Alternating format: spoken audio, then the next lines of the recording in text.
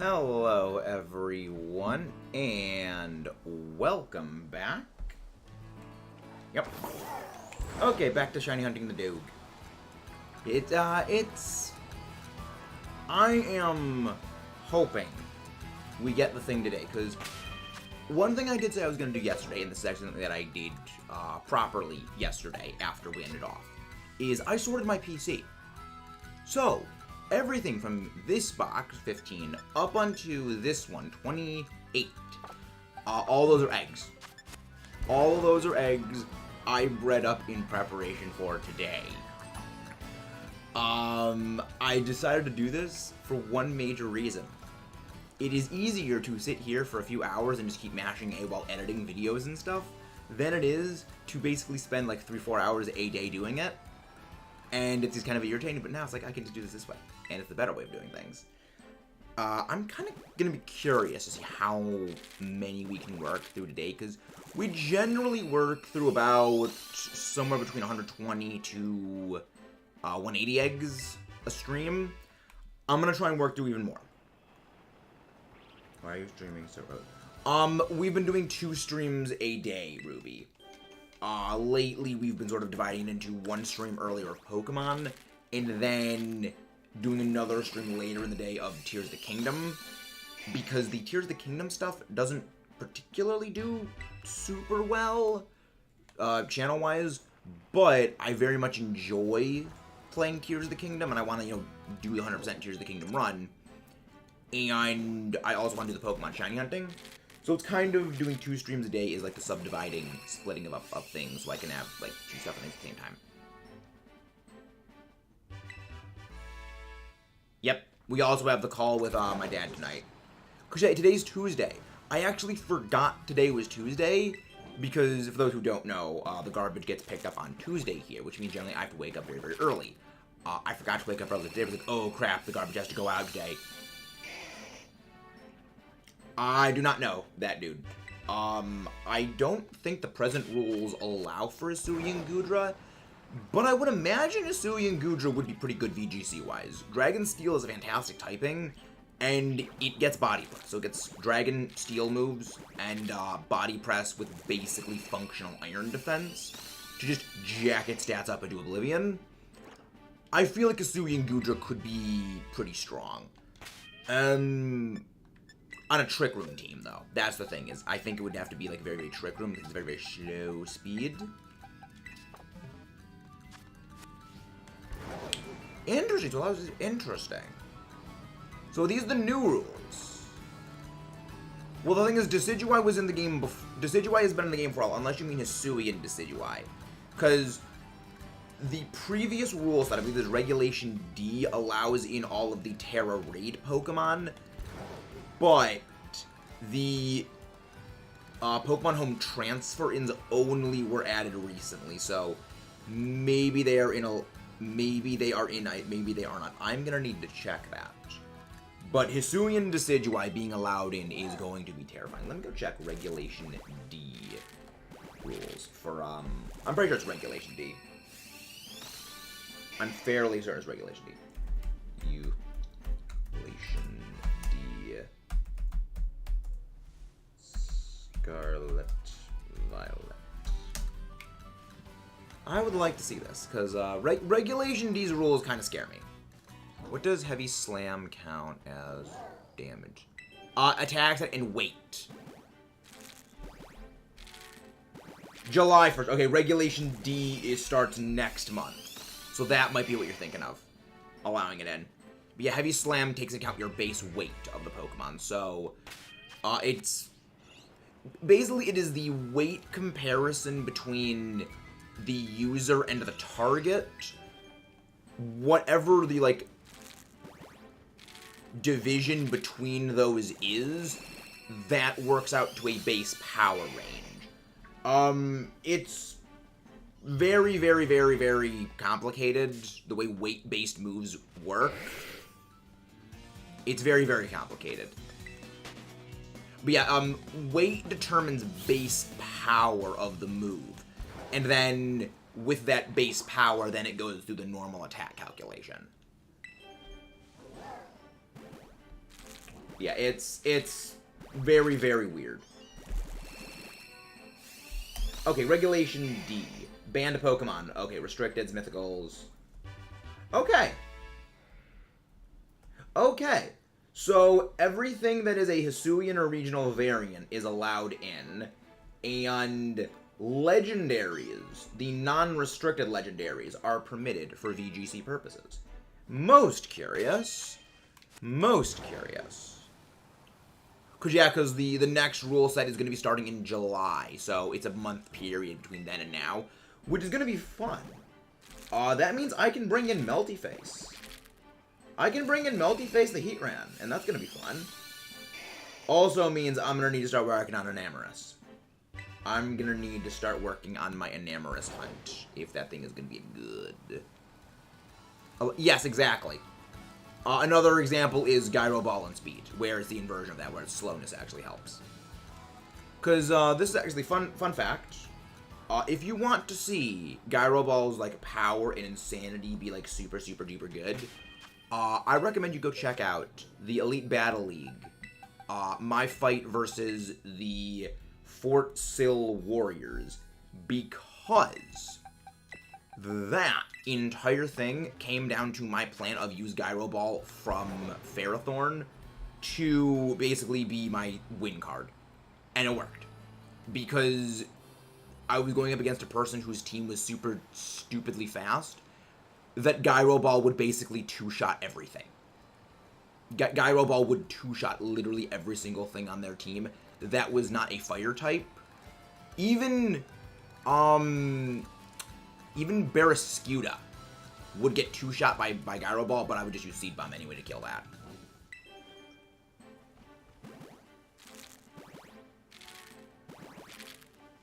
Nox Ruby?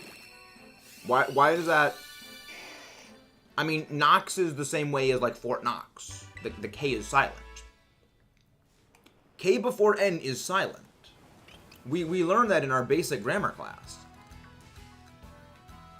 Granted, I did need to actually take a, like, spelling and, like, phonetics class, like, specially, because I was an idiot when I was younger.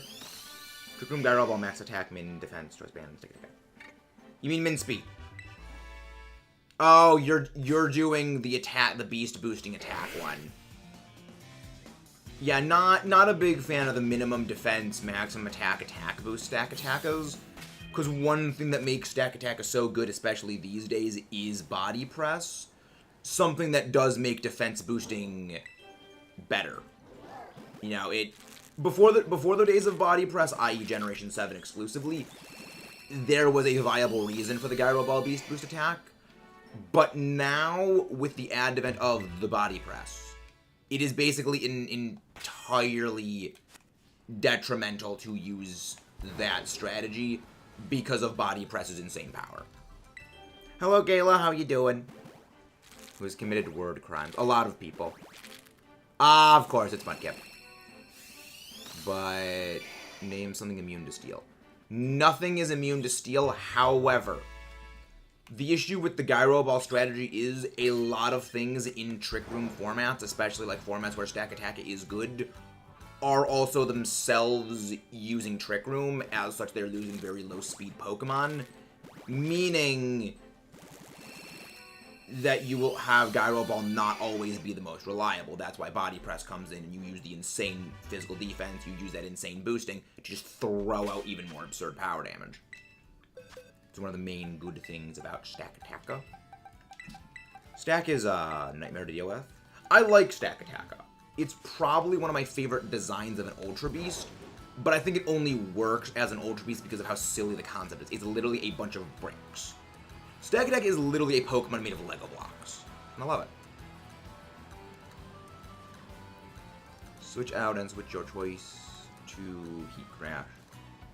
Well, yeah, but then you lose all of your boosts. That's the problem.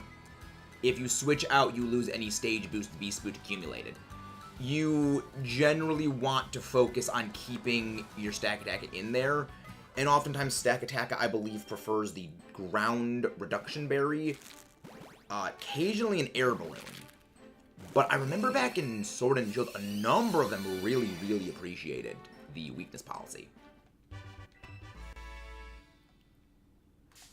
Givers, plates, deck. Never to stack deck, nope. Pretty sure stack deck is base. I don't think so. I think it's probably just like a name. I'm doing okay, SCP lady. I'm doing very, very well. And again, guys, if you haven't done so already, please don't forget to leave a like and subscribe or more. But yeah, I think you are not fundamentally understanding what made Stack Attack a very good Blorb. You generally don't like switching Ultra Beasts in and out. The way you generally use Ultra Beasts is you keep them in, they get one boost up, and then they just start slapping things into oblivion. Switching them out is generally detrimental to them. A large part of this is because of the way that doubles works, is you don't really want to be switching out too frequently in doubles. Stacking is like reverse Tetris. You reach the top by stacking as many blocks as you can without losing them. Fascinating. Most fascinating. Is Iron Bundle healthy for the metagame? What moves? It only has inaccurate moves and no spread. No, it's got... Oh, move spread. Pokemon don't really need move spread to be good. I would say Iron Bundle is a fairly healthy Pokemon for the metagame. It's just whether you go into the Smogon camp, whether or not. In doubles-wise, it's not really that big of an issue.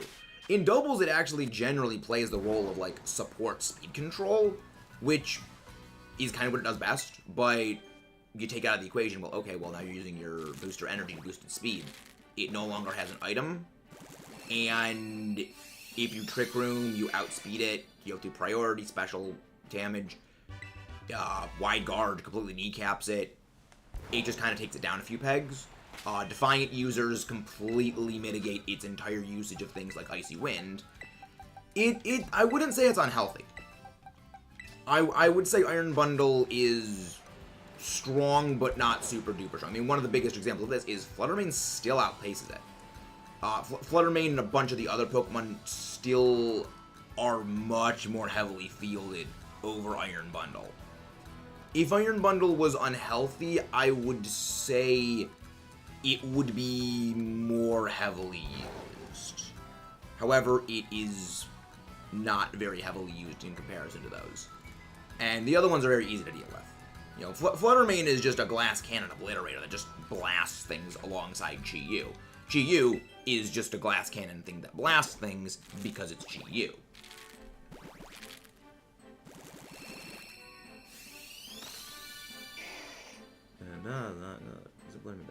No. Unless you're talking about Smogon, in which case, we here at MetaMax Incorporated don't give a crap about Smogon, because Smogon plays singles. And we here play the official format of doubles VGC. And Fluttermane is not banned in VGC. Yeah. Smogon bans a lot of things, and one of the reasons I generally don't participate in Smogon-related things is the people making the rules are themselves people who also actively play the competitive scene. So they're people who are making the rules for a competitive format they themselves are also playing. It could be cynical me creeping in things, but that feels a little sketch to me. That feels more than a little sketchy to me. I mean, the other part is I just don't really enjoy singles. Like, there's a reason why official singles format, which is 3v3, not 6v6, because the games are not meant to be full battle, as weird as that is to say. The full battle is not really what it's designed to be. It's designed to be a 3v3, because it forces you to get more individually, basically, learn and realize the individual strengths and, like, come down to your own intuition, like, picking what you have that is best suited. It's not, you can come up with a static team of 6 and just keep using that over and over and over for the same plays. If it's if it is bring 6, pick 3, you need to pick 3 Pokemon to bring into your matches, and you need to have your best discretion to pick what 3 you're gonna bring. Which also comes into very heavily, like, it's just a different way of building your teams. it's the reason why, despite, say, theoretically some stuff on Smogon singles being super, super, super insanely strong, you bring that into a bring 6, pick 3 format, they don't do nearly the same amount of work. Because there's always going to be stuff that pushes them out. They are only able to do their best work alongside other Pokemon who may not necessarily be capable of coming in favorably, and basically assorted things like that kind of make a lot of the things that are good in Smogon not realistically good in the grand scheme of things when it comes to other, formats, aka the singles bring 6, pick 3, which is the official format. Mix of hazards that does. Yeah, that's one of the other things why, that's again one of the reasons why fundamentally bring 6, pick 3, which is the official format for singles, and Smogon singles are entirely different. Things like Stall with hazards and toxic fundamentally does not work in a bring 3 format, in a pick 3 format, because there's not nearly as much switching out, and that's what makes things like hazards so good. Forcing out switches, getting residual damage here and there. If you can't force switches out as often, hazards become significantly less impactful, and thus, hazards become almost irrelevant. It's pretty much the same reason why hazards just are basically not used in doubles. I believe the last time hazards like Stealth Rocks were used in doubles and did well was a single team did that. A single team won doing that. And it was a guard split Blissey with Minimize. And that was only one team in all of the tournaments, really. And this was like, I think back in Gen 6 that this happened? It was many years, it was either Gen 6 or Gen 7, and it was before Megas were allowed into the metagame. And that shows when you have limited switch outs, hazards do not work. Whirlwind actually really isn't as good as you'd think, because Whirlwind always goes last, so it's very easy to deal with. Dies to Stealth Rocks. You mean Stealth Rocks. But also, that's one of the reasons why they added in things like the heavy-duty boots, which actually give a Pokemon switching an immunity to hazards. Minimize. The funny thing is, Minimize is not really that problematic. The main issue with Minimize is everything that gets Minimized is very, very slow or is very, very frail. And it actually statistically takes 3 turns for Minimize to become beneficial. So you're doing nothing functionally for 3 turns, and if you're the slower Pokemon, you're taking 4 hits of damage before you're actually benefited.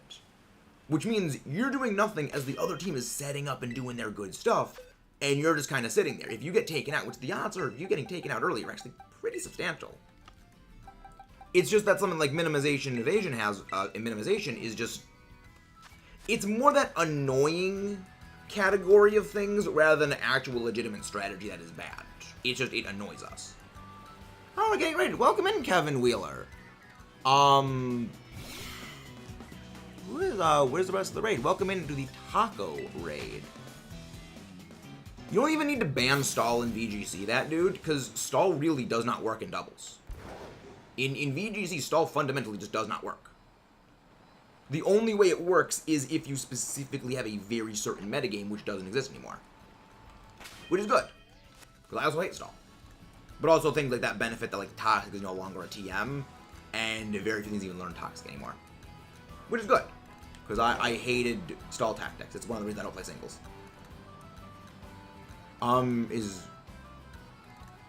Wait. Stall is... I mean, I would say I mean, I've known people who, they do play Stall, but also they play Gen 3, so they play it out. Ah, there's the raid. Welcome in, Taco. Hello there, Kevin Wheeler. Hello there, Taco Tonic. Can one of the mods go grab Taco's link? How are you doing? What were you doing over on your end of stuff and things today? Hope it was good. And if you guys haven't done so, please don't forget to leave a like and subscribe. But what are you doing over on your end?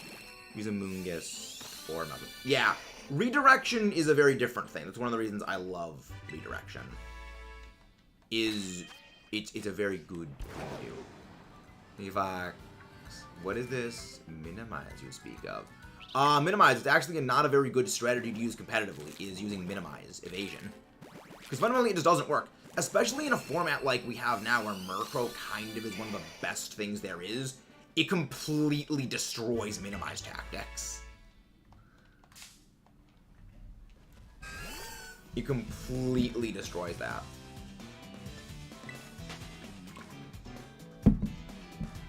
Double team is like... The funny thing is, double team is worse. Double team is actually a default worse version of minimize.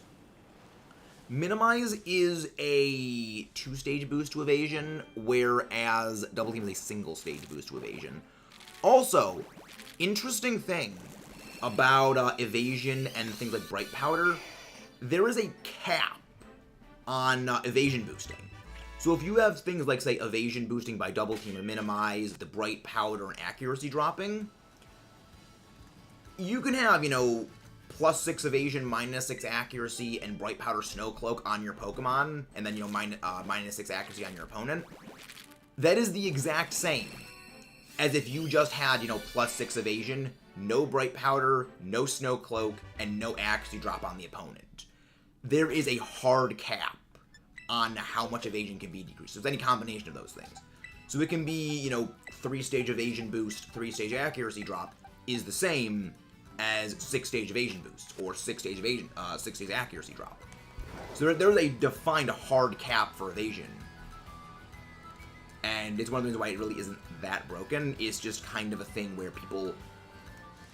It's more a thing of people just do not like evasion because we hear evasion as being bad, so we intrinsically dislike it, rather than evasion itself being a problem. It's kind of one of these things where we've been trained to hate evasion. Oh, Shiny Hunt's been going good. We have already gotten one of our Shiny Growlithe. Not today. We got it 2 days ago, but we're just working on hatching a bunch of eggs today. Red powder is... Yeah, like that's the thing. Evasion is not... Again, evasion is one of those things that we have basically been trained to hate because we hear it so often overstated by people that evasion is bad, that it's become almost second nature to hate it without really understanding fundamentally what is the reason why. You know, it's one of these things where it's just like, this is the way it is. You know, it's like, this is the enforced status quo, and you will not question the enforced status quo, which largely is not it being broken. It's just, we do not like dealing with it because it is annoying, so we are going to say it is broken because that will give people an aversion to it. Which, unfortunately, for years, for like over like almost 2 decades, has legitimately worked. Even if they made a ground to fairy type, there would actually still be problems for it. It would have a lot of weaknesses. Exactly, Midnight. It is largely because it has been like enforced by so many people that evasion equals bad, that kind of is like pervaded through things. When there's like, I do the numbers. I do a lot of the numbers, I do a lot of calculations, and in a lot of cases, evasion really isn't that bad. Because a lot of people almost like assume that evasion happens at the same time as other setup forms happen. Like, oh, you're setting up evasion at the same time you're setting up like hazard, you're setting up damage, you're doing all these things. Like, no, you're just setting up evasion, and you're very easy to get hit during the entire time and get taken out. It's reasons. But how you doing, Omar? But yeah, Gen 3. I actually never really played Gen 3. I've only played Gen 3 in a few draft leagues, and not a fan of before the physical special split. It is very, very hard for me to play games before the physical special split happened, because so many moves just do not exist. So many moves just do not exist back in Gen 3.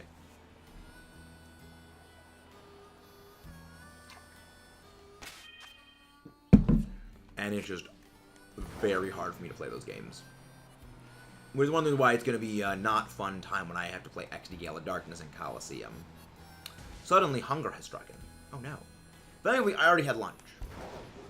It was actually with a sandwich. Funny, because we were actually shiny hunting with sandwiches today. Gengar Gen 1 through 3 was... Yeah, but that's one of the reasons why like it is so hard for me to play older generations of Pokemon.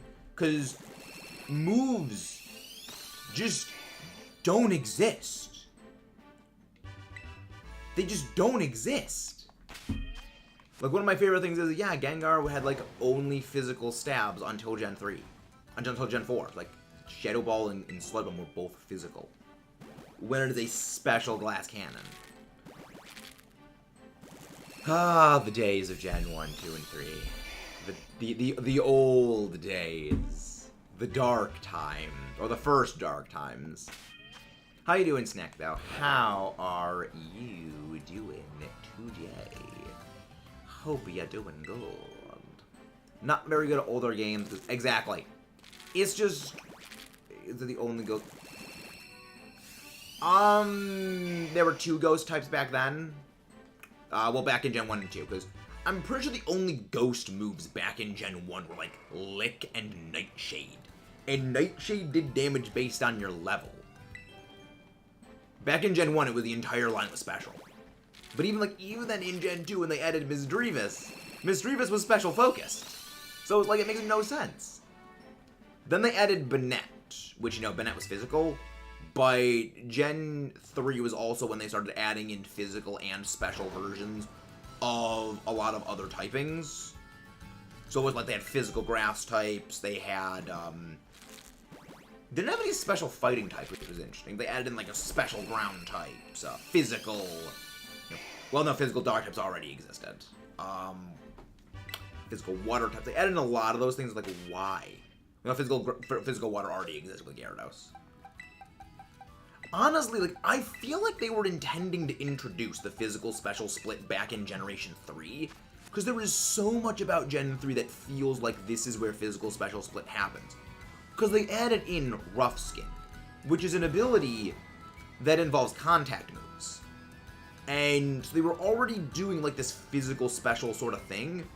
And, like, further proof of this is, if you look at the shadow moves in XD Gale of Darkness, there are certain shadow moves that are physical. And then there are other shadow moves that are special. So they were already experimenting with the physical special split back in Gen 3. I think the only reason they didn't do the physical special split in Generation 3 is this. They were already adding in abilities. They were already revolutionizing the way in which Pokemon exists by adding in, like, this new dimension of abilities. Adding in the physical special split, which would completely shake up everything, might have been just a bit too much. And it might have made people a bit off-putting. Honestly, Fissure is not really that bad. Amusingly, Fissure Ting Lu has been dropping very, very steadily for the past several, like, months. I can hatch the quacks like eggs, but making myself sandwich first. You know, sandwiches are good. But yeah, Fissure is really not... does great damage in a ghost move, and... Shadow Ball depends on the user of Shadow Ball. Depends on, like, the user of Shadow Ball. Guillotine.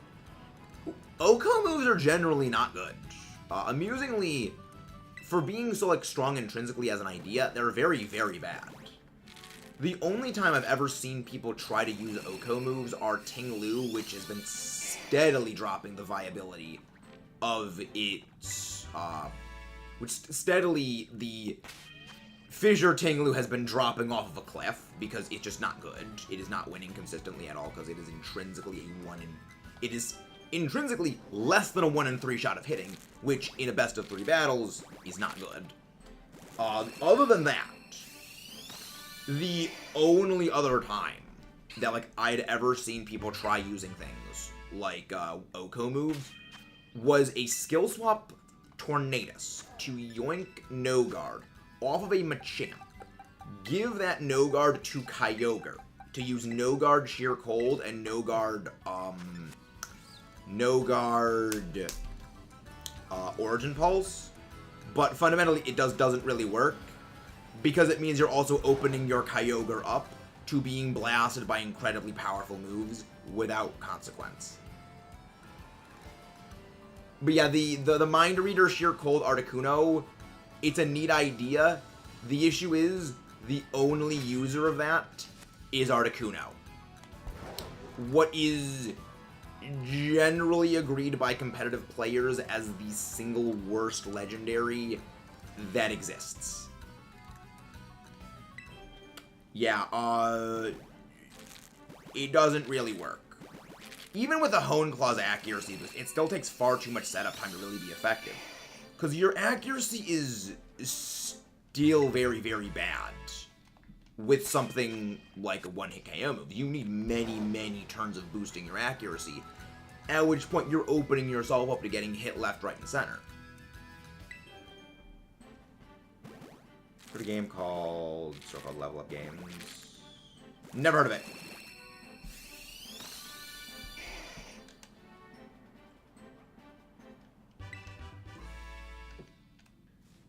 Yeah, one-hit KO moves are kind of competitively intrinsically unviable. There's a few of them that, like, occasionally show and be, like, interesting, but in the vast majority of cases, they're actually very bad. The main reason is they're just unreliable, which, awesome but impractical, and boring but practical. When it comes to competitive consistency, you go with boring but practical.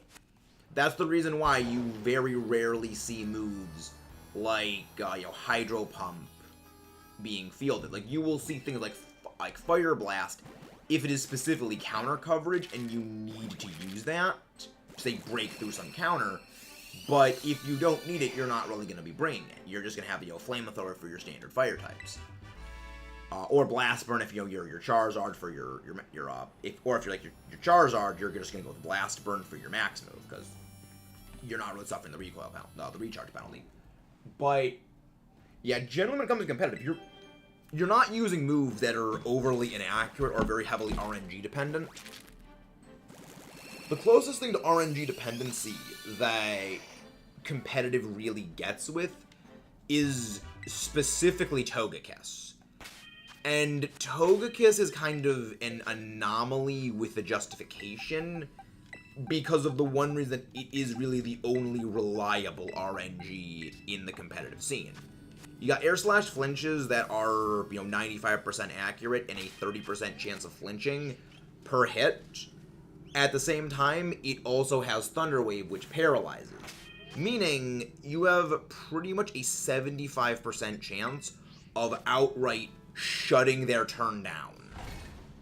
Which, that is reliable RNG. That is the only real RNG that people, bank on, is kind of the best way of saying it in competitive. And even then, Togekiss has kind of really fallen off the map lately. Togekiss is hilarious with coming off guard. I love Togekiss. I love Togekiss. It is legitimately Togekiss is my favorite Pokemon to use competitively. I am a big fan. Yeah, well, Togekiss is also one of the few RNG Pokemon to be used for the other reason of Super Luck Scope Lens, where you have a 25% chance of critical hitting every turn, and that was used specifically to get around Snarl Arcanine. Honestly, I wouldn't really recommend Legends unless you like grinding. Basically, this is the way to sum up Legends. Catch the same Pokemon 20 times, use the same move on that Pokemon 30 times, repeat for 240 Pokemon. And that is it. If you enjoy if you enjoy, the Pokemon games as, these kind of games, the Pokemon games proper, Legends is very much not that kind of thing. But if you're a naturalist, you like the idea of, observing Pokemon in nature, that is, I guess it's if you like things like Pokemon Snap, you're probably gonna like Legends. But if you like Pokemon games proper, the mainline games, Legends is not your kind of thing. There's a very good reason I'm not a fan of it, because I like battles. and there are 3 battles in that entire game where the NPC has 2 Pokemon or more. 3 in the entire game. One of those is the final boss of the post-game. And the other 2 are basically right before the end game. Yeah, it's one of those things where unless you are, like, prepared to grind very heavily, I would not recommend it. I would not recommend it. I mean, the other reason why is I'm a big fan of Mystery Dungeon Explorers of Sky. And the plot of Legends is basically a very watered-down version of Mystery Dungeon Sky. I mean, you fall back in time, do a vortex in the sky, have amnesia, need to save the world by exploring and befriending Pokemon in an unfamiliar land where everyone is kind of hostile to you because you're an outsider and you're weird. And you are trying to stop a megalomaniac who is literally screwing with the gods of space and time because he is a megalomaniac. And your main goal is to stop them from literally screwing all of reality, time, and space. It is exactly Mystery Dungeon Explorers of Sky, complete with the you getting ostracized from the entirety of the stuff.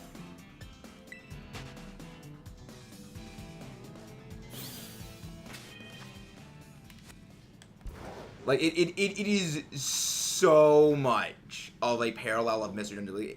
If you play Mystery Dungeon Explorers of Sky, you like Mystery Dungeon Explorers of Sky, I'd say just play Mystery Dungeon Explorers of Sky again. It's kind of the same story. I think it's more than just basically a lot of the stories basically all spitting out who you are. Well, the thing is, you're intentionally a blank slate in the game. That's the reason why they give you amnesia, is so you can literally be just blank slate face. It's kind of the same thing as what they do with Link in almost every Legend of Zelda game, where they deliberately make Link just a blank slate you can project yourself onto. Because if you don't give a character too many identifiable character traits, or, you know, expressiveness, it's much easier for, you know, a viewer to paste themselves, a viewer or player to paste themselves onto. A good example of this. This is actually the reason why Keanu Reeves in The Matrix behaves the way he does and, like, acts the way he does in that movie, where he's not, you know, super duper, super emotive. It's so you can just basically paste yourself onto his face. And they do a lot the same of that with, like, Link from Legend of Zelda. It's a narrative tool to get you drawn into a character more by being able to paste yourself onto it, which is clever. But also, for someone like me who likes story and characterization, doesn't also work well, because it kind of turns me off. Because, like, I would infinitely rather have a protagonist like Shulk in Xenoblade, where he's very expressive, it's very comedic, and he's just, you know, bantering, than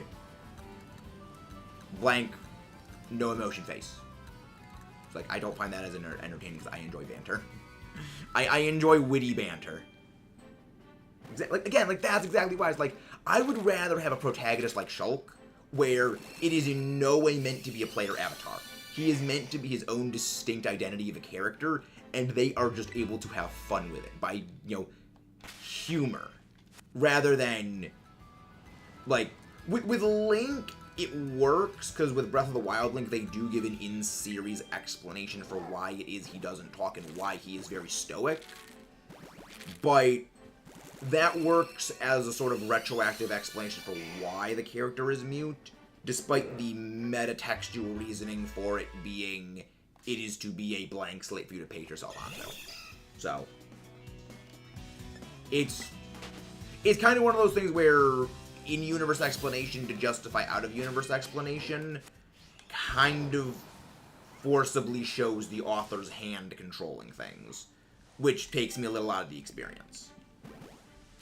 Coward and could never do Bravely Legend Dragons. Looks nothing like that. A little in-game visible. There's a difference between breaking a fourth wall and showing the author's hand. Like, breaking the fourth wall is what Kid Icarus Uprising does, where Pit says, wow, this area is so big, we even have a loading zone back there. And one of my favorite parts of that is, Pit is trying to say, the Komedos look like Metroids. And Viridi is just like, for a solid minute, trying to shut. It was like, no, you are not supposed to reference Metroid in here. You are not allowed to reference other video games. Like, that's funny. It's funny because Metroid and Kid Icarus, as in like the Game Boy version of actually no, not the Game Boy, no, Nintendo 64, no, NES. It's funny because Kid Icarus, the original Kid Icarus, and the original Metroid were basically sister series. They were developed by the same team, so they're in a way kind of shared. You know, they shared a lot of assets. It's why they can like sometimes fundamentally play the same way. And it's a nice little nod to that. But welcome in, Sleeping Fennekin. How are you doing? Hope you're doing well. And again, guys, if you haven't done so, please don't forget to leave a like and subscribe. One more. Let's spoke mentioned. Yeah. I had a very strong feeling they were going to bring them in. I mean, they also showed HISUI and Zoroark in the trailer for Scarlet Violet, like before the game was even revealed. So we did have a very strong inclination and then outright confirmation that all of the Hisuian forms are going to be returning. Capture on my Switch. When did Atticus get... What? Oh, the capture penny for that. Atticus was the... Which one was Atticus again? Atticus was the short one, right? He was the short, the fairy Team Star leader, right? The one with the big stick with the wings on it. Oh, he was the poison dude? Who was the fairy dude again? I mean, again, it shows how... To be fair, I mean, I played the game like 6 months ago. Ortega, that's who he was, yes. Yeah, again, my brain is just a sieve. My brain is a pure sieve. Things go in, and then they just go out immediately. Nothing is retained. Nothing in here is retained. Unless it is pure frustration. Unless it is absolutely pure frustration or annoyance. Cough, cough, having to throw food at all the nobles in Legends. I did not like those. I did not like that the noble fights were boiled down to throw food at Pokemon. Wasn't a huge Team Starline fan, but I love the personality of the thing. I actually really liked them. I actually really liked the Team Star storyline because it's a lot more like Team Skull back from Ultra Sun, Ultra Moon, where like I find Team Skull very compelling. This is one of these interesting narrative things that when the stakes are too high, read Team Galactic, their goal is literally blowing the entire universe up and restarting it. Or Team Plasma, where the whole goal is to make it so there is a world where Pokemon are no longer held by people. Those stakes are far too high to really have any concept of this is legitimately going to happen. The stakes are too high for the narrative to allow anything other than their loss to happen. Same with like Team Flare in X and Y. Their whole goal is literally restarting the entire world. Like, that's not going to happen. We know it won't happen, so it's less investing. But you've got a bunch of just numbskulls that are screwing around. Like, I find them so compelling because they're not doing anything. They're not, you know, we are trying to reshape the fabric of reality. We are going to create a new continent. We are going to swamp the world and oceans. They're just a bunch of dudes screwing around because they just don't like the island trial system anymore and they want to change that. I find that compelling.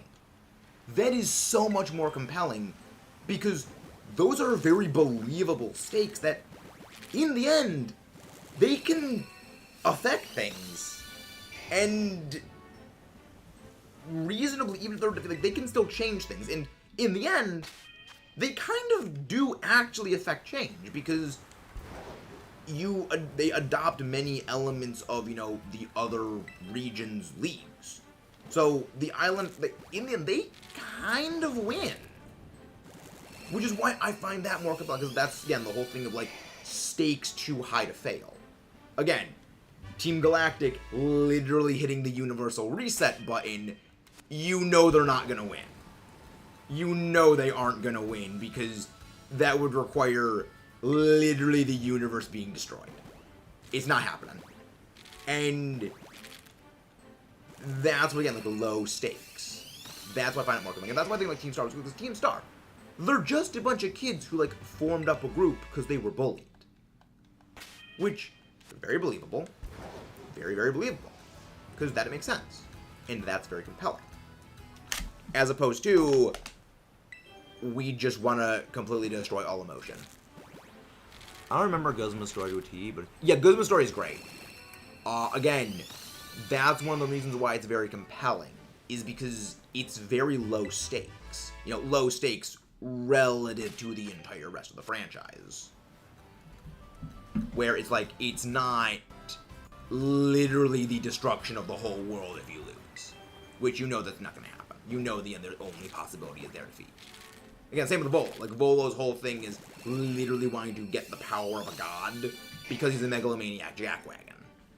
You know in the end there is no way he can possibly win.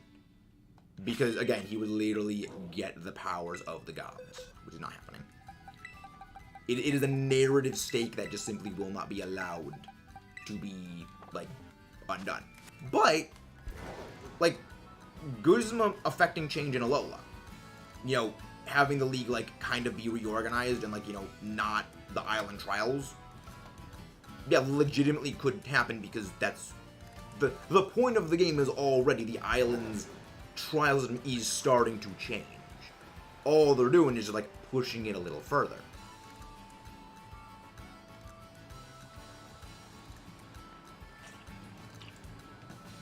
It was not subtle at all, Midnight. Trust me, it was very not subtle at all. Video game tropes teach us it is not subtle. I mean, it also could be I've played Kirby, and I've played a lot of games where I just don't trust characters intrinsically. I intrinsically... There's a very good reason I didn't trust the talking eagle... not eagle. There's a very good reason I didn't trust the talking owl mask in Tears of the Kingdom, despite the fact that the owl mask legitimately was a friend. Because games have taught me, when someone is being nice and trying to be helpful, you generally don't want to help them. Because you never know when they could just backstab you. I mean, I blame Marks and Magalore for my trust issues in video games. I blame them entirely. Granted, I mean, I guess it was more like I saw Volo as being very, very, very strongly paralleling Dusk Noir from Mystery Dungeon Sky. Like, again, that's one of the reasons I say the story of Legends feels very much like Sky, because there's a lot of characters that, like, they feel very, very much like this character doing the same thing from Sky. Like, Volo very much slots in, like, that Dusk Noir role. To a degree, you can have Kamado... Well, no, I mean, I guess... Kamado is more, Chatot, whereas Wigglytuff is more Laventon. Ash got robbed of the Kalos Cup, champ. Yeah. Like, I'm no fan of Ash in the anime movie. But I will be like, that was dumb. That makes no sense. But then again, he was using Water Shuriken, which is a 15 base power move, against literally Blast Burn. The most powerful fighter type move in the entire franchise. So, kinda can see how that works.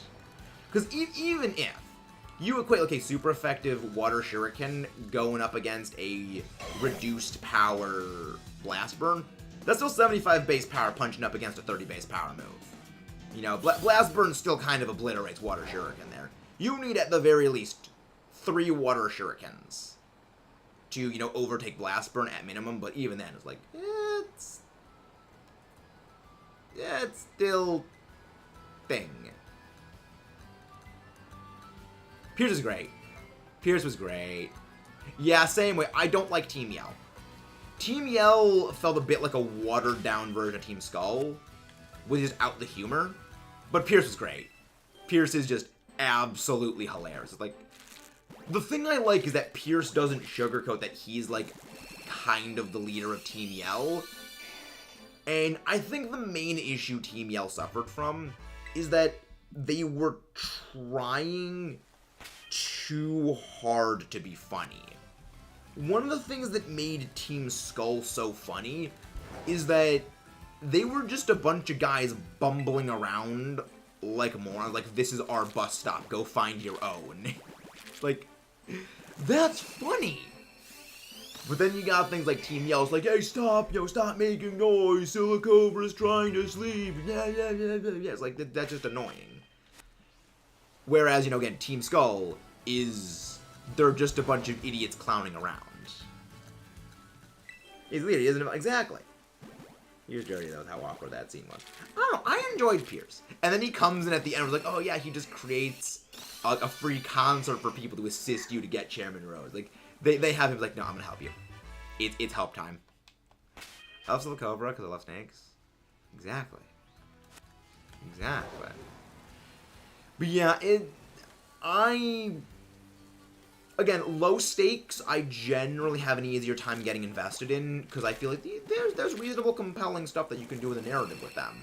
But it's like literal reality-destroying things, it's not gonna, like, last. If they make a Poison Gym Leader strong in Gen 5, they would have done something like that for Pierce. I mean, I feel like the main issue was with Gen 5 is that you have the Poison Gym Leader literally be the first Gym Leader. I guess if you had if the Poison Gym Leader was later on in the game, they could have definitely been a lot stronger. But I think one of the main issues with that is, like, the Pokemon that are Poison type that existed back then were not too strong. Even today, Poison types still are not very strong relative to a lot of the other typings. It's that the Poison types that are strong are generally very strong because of their secondary typing, giving them very, very good relevant advantage matchups, like Gengar, for example. Really, really good because it's very fast, gets access to things like Nasty Plot and all kinds of disruption tech moves. Toxicroak, very good in doubles because it is very good on rain teams. Things like Fake Out, it gets access to, and it passively heals in rain because of dry skin, giving also an immunity to water moves. But then you'll, say, Venusaur. Fantastic brute force chlorophyll sweeper. Not all that much of what it really is good in doing is sort of tied back to being a poison type. Amoonguss is kind of the one exception where Amoonguss is very, very bulky, and Amoonguss is in a lot of ways an anomaly. I know it was... I don't think Megas are actually going to be coming back until we get a Kalos remake. Mainly because they seem to be wanting to stick to the one super mechanic per game. My poison babies aren't going to be strong there, too. Yeah, there's a lot of really cool poisons. Like, I'm a big fan of Rose Raid. I'm a big fan of Toxicroak. I like Venusaur. Like, I'm a big fan of Venusaur. I like Venomoth. I really like Venomoth. I think it's a really cool Pokemon. I hate that I kept getting shinies of it, but I do legitimately think Venomoth is pretty cool.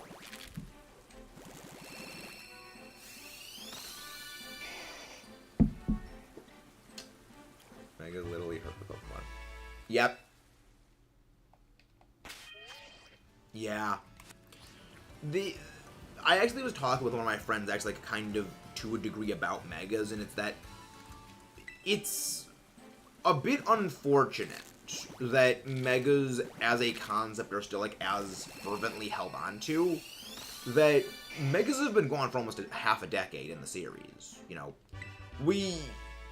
We kind of forget that the last game to have Megas in it was Let's Go Pikachu and Let's Go Eevee in official capacity, mainline capacity.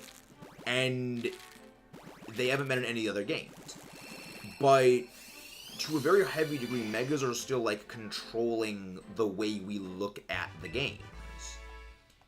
And it's one of those things where, would some of the conflicts in the fandom today exist if Megas didn't?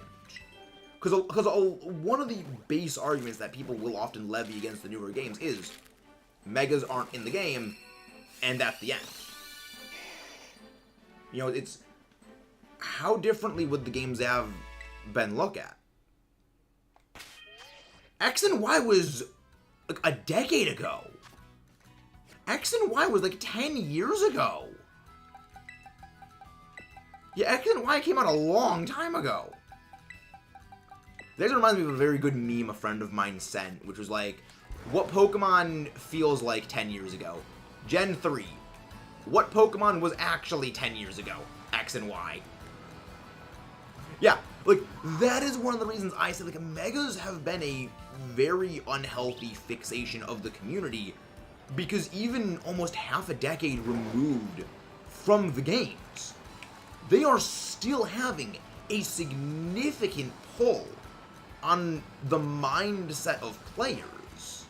It's like, that is when something becomes very problematic, in my opinion. That if something can be not even in a game, not even in the game previously, not even in the 3 games previously, and the void of that thing not existing is seen as an active problem, despite being almost half a decade removed, and the present of its removal being very well established. Like, that's scary. That is a very scary precedent.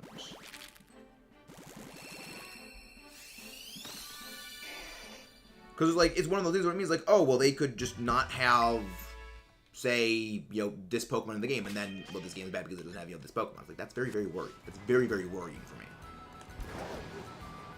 That's why I could remake. The thing is, there was actually never going to be a Pokemon Z version. Originally, because there actually were leaked development documents a few years ago. I forget when this was. This was probably like 3-4 years ago. This was after the release of Sword and Shield, but it was before the announcement of things like Legends and BDSP, where we got development documents. And in those development documents, it listed what the next games of Kalos were going to be. And it was actually going to be an X2 and Y2. Not going to be a Z version. They did Zygarde dirty. Welcome in, Zepp Green. How are you doing? Hope you're doing well. The anime X and Y was amazing. I wish I was actually the anime, the game, and X, Y.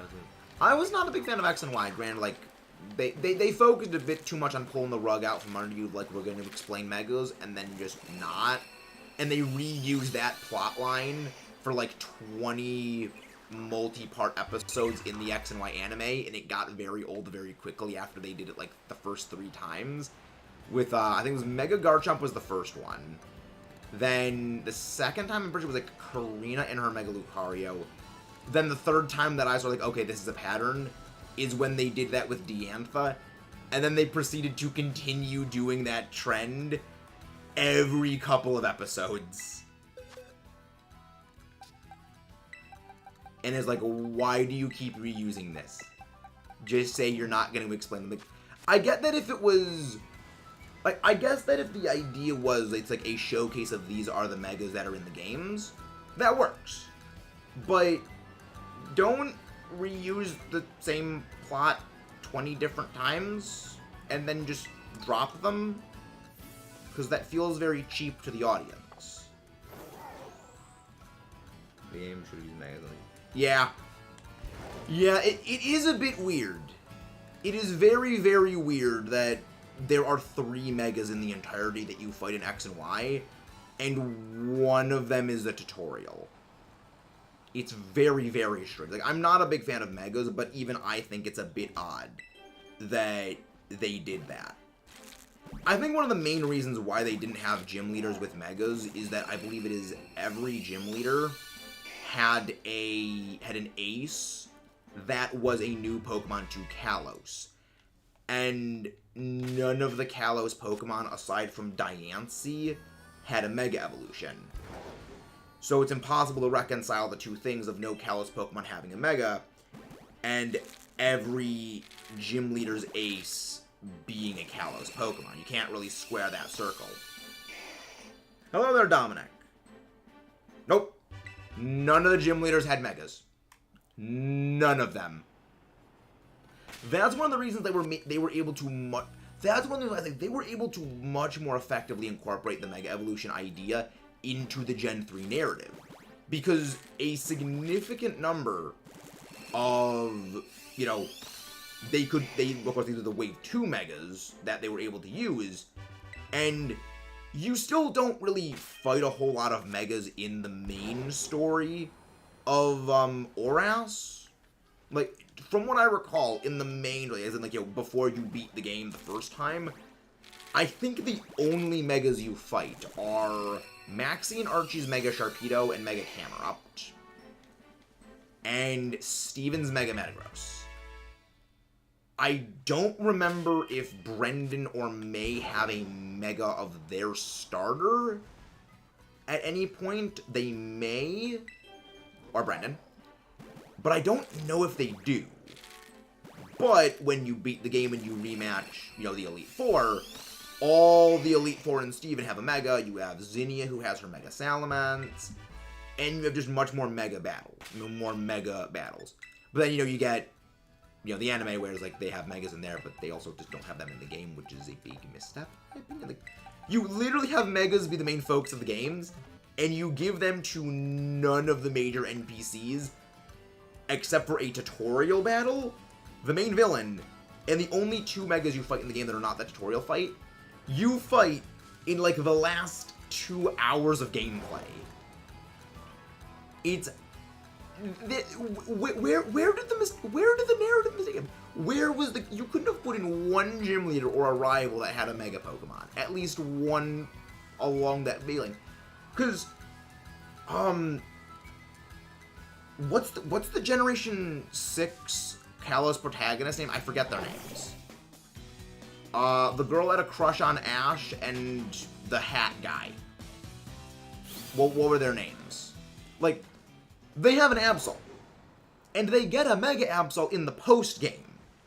But they don't have a Mega Absol at all during the main game. It makes no sense. Serena, that's what her name is. I remember the guy's name. The guy is just very forgettable. It just makes no sense from a narrative perspective. But it does make sense when you consider from this perspective. X and Y was kind of a game that almost tried getting itself over with very, very quickly. There's a very good reason why X and Y has actually very, very low level scaling. It was kind of a game that was meant to get itself over with as quickly as possible. You know, it's why, like, it's one of the reasons why X and Y is frequently cited as one of, if not the easiest Pokemon game. The level scaling in the game is very, very poor. You know, even just playing the game normally, you will be very easily out-leveling or even leveling the NPCs, when in most games, you're actually generally a bit behind the level curve. And I have a little headcanon brainwave think for that, but most of that kind of comes into conspiracy theory mode.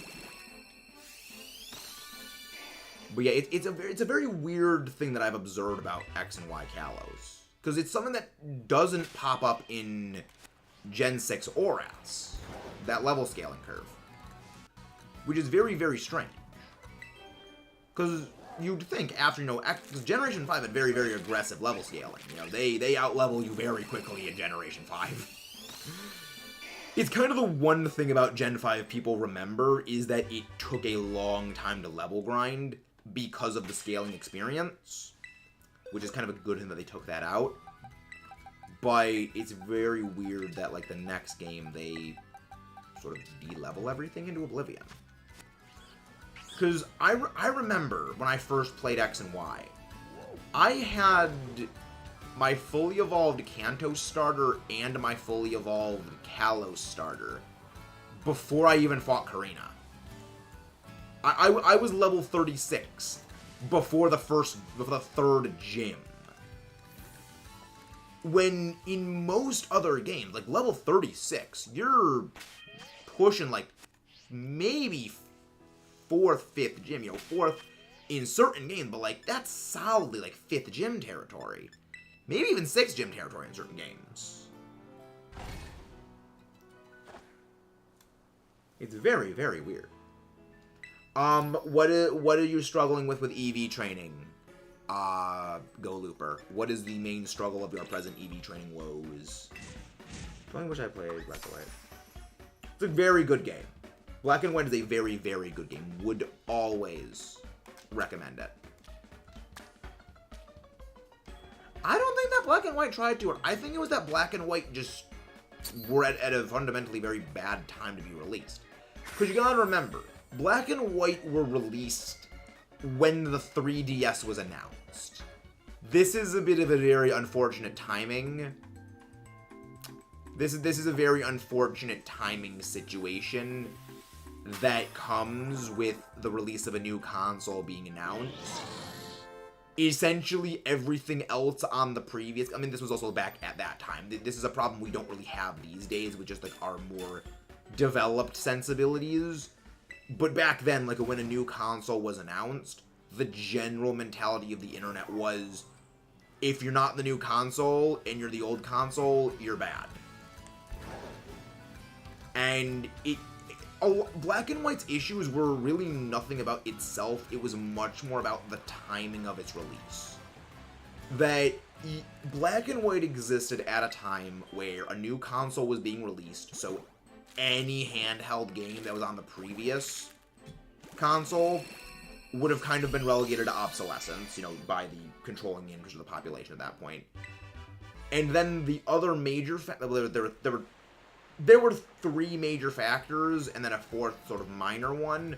Actually, I have an entire video actually scripted on this that I plan on eventually making.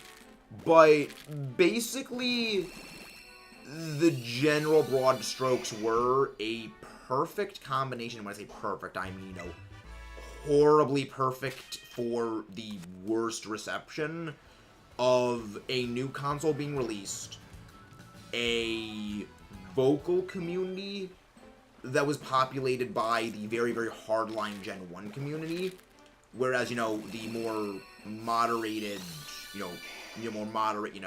Gen 2, 3, and 4 fans were really not content creators at this point because they just simply weren't old enough to have that, you know, availability. All being very anti-Generation 5 because Gen 5 was, you know, old Pokemon were in the beginning of the game. With the misinformation and either deliberate misinformation or misunderstanding of what the announcements of Gen 5's, like, you know, the old Pokemon were going to be. It kind of perfectly coalesced into a storm of badness for Gen 5. This is the best way that I can basically think about it and basically phrase it. If you swapped Gen 6 Kalos and say had like Gen 5 was when Kalos was first made, and then Gen 6 was when Black and White was first made, the reception of Black and White would be completely different. This game was on a very temp change. Yeah, it was very much a thing of back then the community, the vocal, again, when I say the community, I mean the vocal community, because again, back at this time, the vocal community was almost exclusively fans who were like original Gen 1 fans. Because you gotta remember, Gen 1 came out in 1996. So, you know, fast forward about 10 years later, you know, a little over 10 years later, I think it was about like 12, 13 years later when Black and White came out, you had, you know, people who were, say, 6, 7, 8, back when Pokemon first came out for them. Well, now they're, you know, in their teens, they're in their 20s, they may have a YouTube channel, a Twitter account. You know, they have, you know, some modicum of influence if they're making content. Because they can, you know, afford to buy capture cards, buy video equipment, afford the time to go and edit. Whereas, you know, say someone who became a fan when they were, you know, again, about the same age, you know, 6 or 7, but they were first introduced with Generation 4, Generation 3, well, they're not going to have that time, that money to have, like, established a name on a content platform, unless they were extremely, extremely lucky. Meaning, the controlling voice was very, very old school Gen 1 mentality. And then you have a game that is very much breaking the norms of Gen 1 being released. The vocal community, which is exclusively of Nier 1 mindset, will push back against that, giving the impression the community at large hates it when, in reality, it's a very narrow slice. By the way, how did whatever you needed a haircut for? Oh yeah, haircut thingy, the haircut thingy happened a while ago. Arvin is indeed adorable. Arvin deserves hugs and is very protectable. We love Arvin. Yeah, this is what I think is the strongest statement of the quality that is Generation 5. The fact that even with the active suppression of Gen 5, that both the Pokemon community vocally did around, you know, the time of Generation 5's release up until midway through Generation 7, where Gen 5's reputation was, like... Gen 5's reputation was largely rehabilitated back in Generation 7. You know, that was really when the community kind of grew up a bit, and the older players, the younger players, I guess I should say, were able to become content creators in their own right and sort of getting that views out there. And I will say this. I mean, this could be me putting a lot of, praise on Chugga Conroy, because I'm a big fan of Chugga.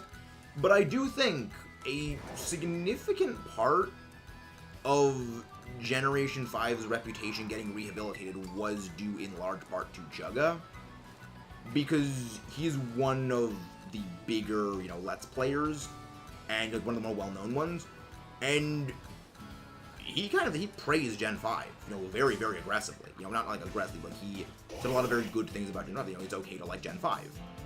And that was about, mid, Gen 7, which I think went a long way into rehabilitating the reputation in the eyes of a lot of people, because, it was seen as publicly acceptable to talk about Gen 5 in a good way. Why does this build HP EVs out of K? What makes? Generally the way that you get that is you need to go look at the Pokemon.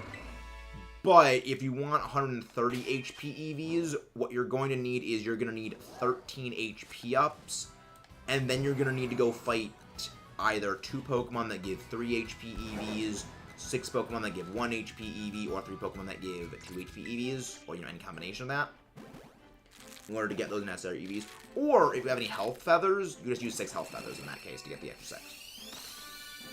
Yeah, EV training is one of those things that once you do it once, or you go through the long process of the first time, you generally can get a little quicker at doing it. Now, I honestly just go dump a whole bunch of money into vitamins and just cram vitamins down my team's throat to get my EVs ready. But it took some time to really get in tune with knowing how to actually make effort value spreads. Not fun. It was not fun to do that. But yeah, as time's gone on, I've gotten a bit better at doing it. But it was a time-consuming process, but thankfully it's gotten a bit easier to make EV spreads, which is good.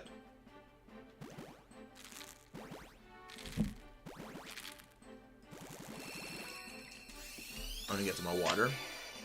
It's the fact that the numbers... There's no numbers that messes me up. What do you mean no numbers? You mean like the HP values don't, like, the vitamins don't say how many EVs they give? Because nothing in game states how many EVs things give. That was actually very deliberate on the devs' part to not have those be, like, visible. Yeah, for raids, I would say it is very necessary. So how is visible EV numbers? Use berries. Yes, but the berries is a bit of another complicated thing. It's probably best to ease him into understanding EVs a bit before we launch into the EV reduction berries. But you can check how many EVs your Pokemon have. Not directly, though. You can't check your EVs in-game. Generally, for that, you need to use an auxiliary software. I will use things like Pokemon Turn-On's damage calculator to calculate my EVs. Because, you see here, this is my stat spread.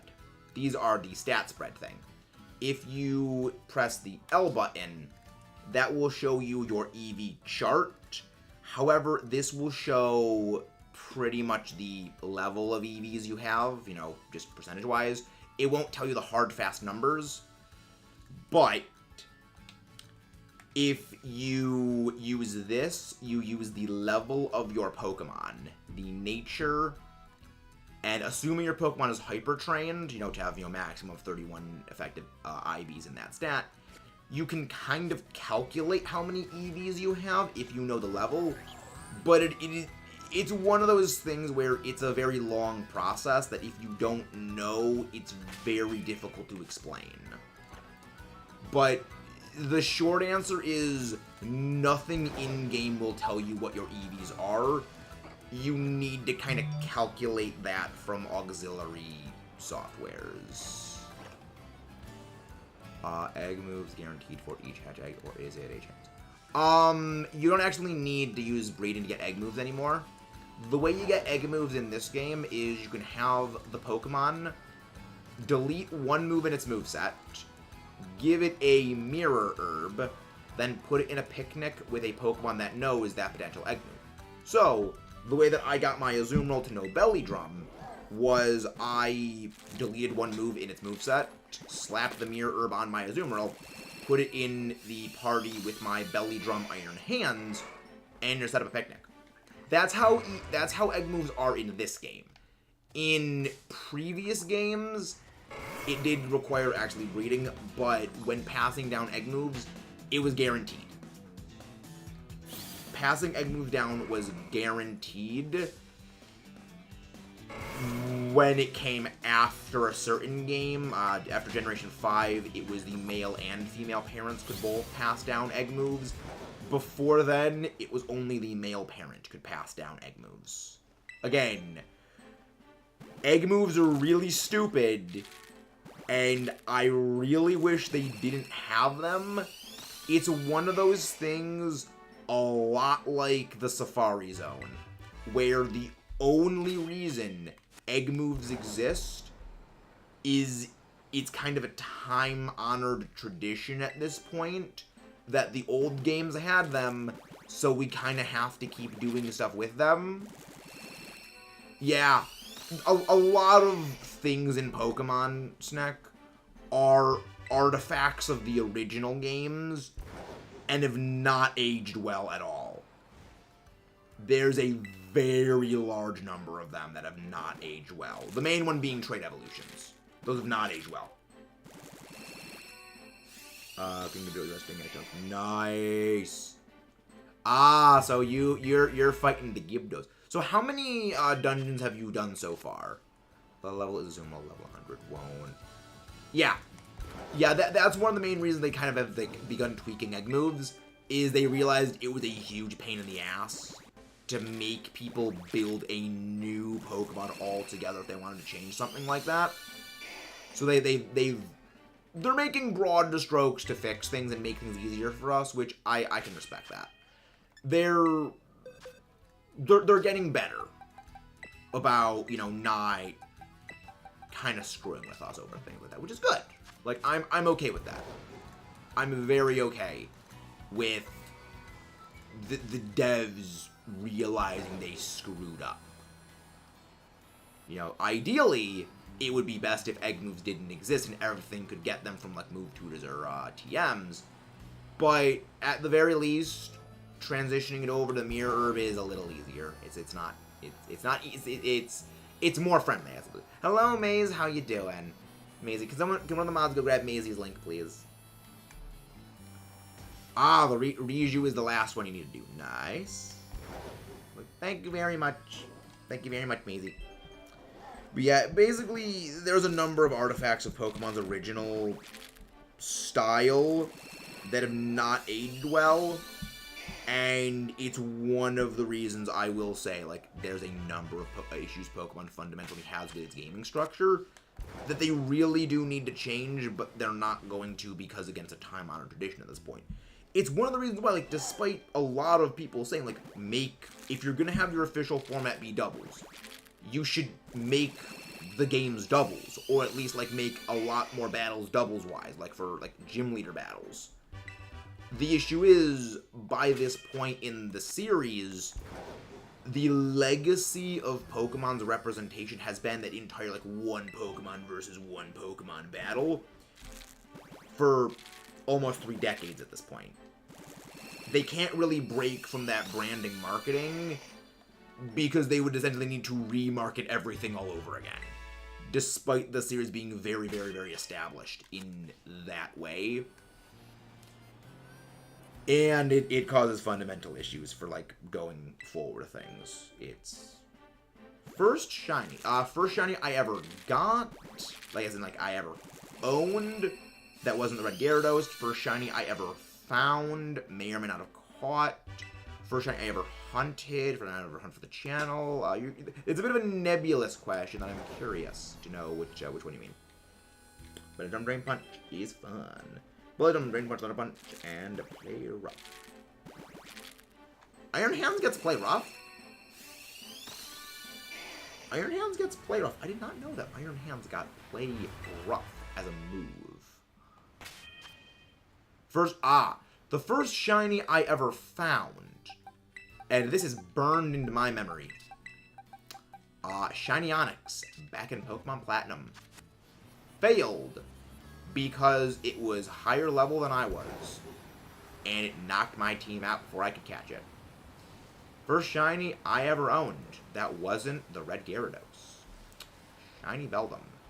Got when I was breeding a Beldum for a competitive event, and I just needed a Beldum with the right nature. No Masuda Ditto, no Shiny Charm. First egg came out with the wrong nature, so moved on to the next egg. Second egg, shiny, with the right nature. Yeah. That was eventful. That was incredibly eventful. Yeah, I'm going to redeem that Shiny Onyx hunt. That is a hunt we are going to be redoing at some point. I still need to get that one. That actually is the reason why it's a logo. Because I'll be real, Shiny Metagross isn't my favorite shiny. To be real, I'm not overly partial to Shiny Metagross here nor there. It's not my favorite. I don't especially dislike it. I just feel general indifference to it. But I was at a time where I was, like, unsure about making the channel, and I took that as a sign we are going to go ahead and make this channel. There's also at a time I was rolling around a couple of ideas for what the channel logo and name was going to be, and that made, like, this, it's going to be Metagross. The channel name is going to be Metamaxis, and the logo is going to be a Metagross Shiny. Other than that, there were a bunch of different ideas we were rolling around, like, Salamence, Volcarona, Togekiss, Cradilly. There were a bunch of ideas that were rolling around. And it just, like, that was just how things worked out. First time returning Schweinum in Pokemon Go. If you don't count Go, turn a magic card. First Masuda Hunt. It was, honestly, did you have Shiny Charm for that, Midnight? Or was that not Shiny Charm?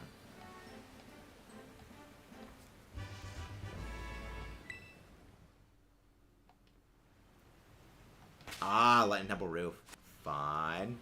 Welcome to the second most annoying boss fight in Tears of the Kingdom.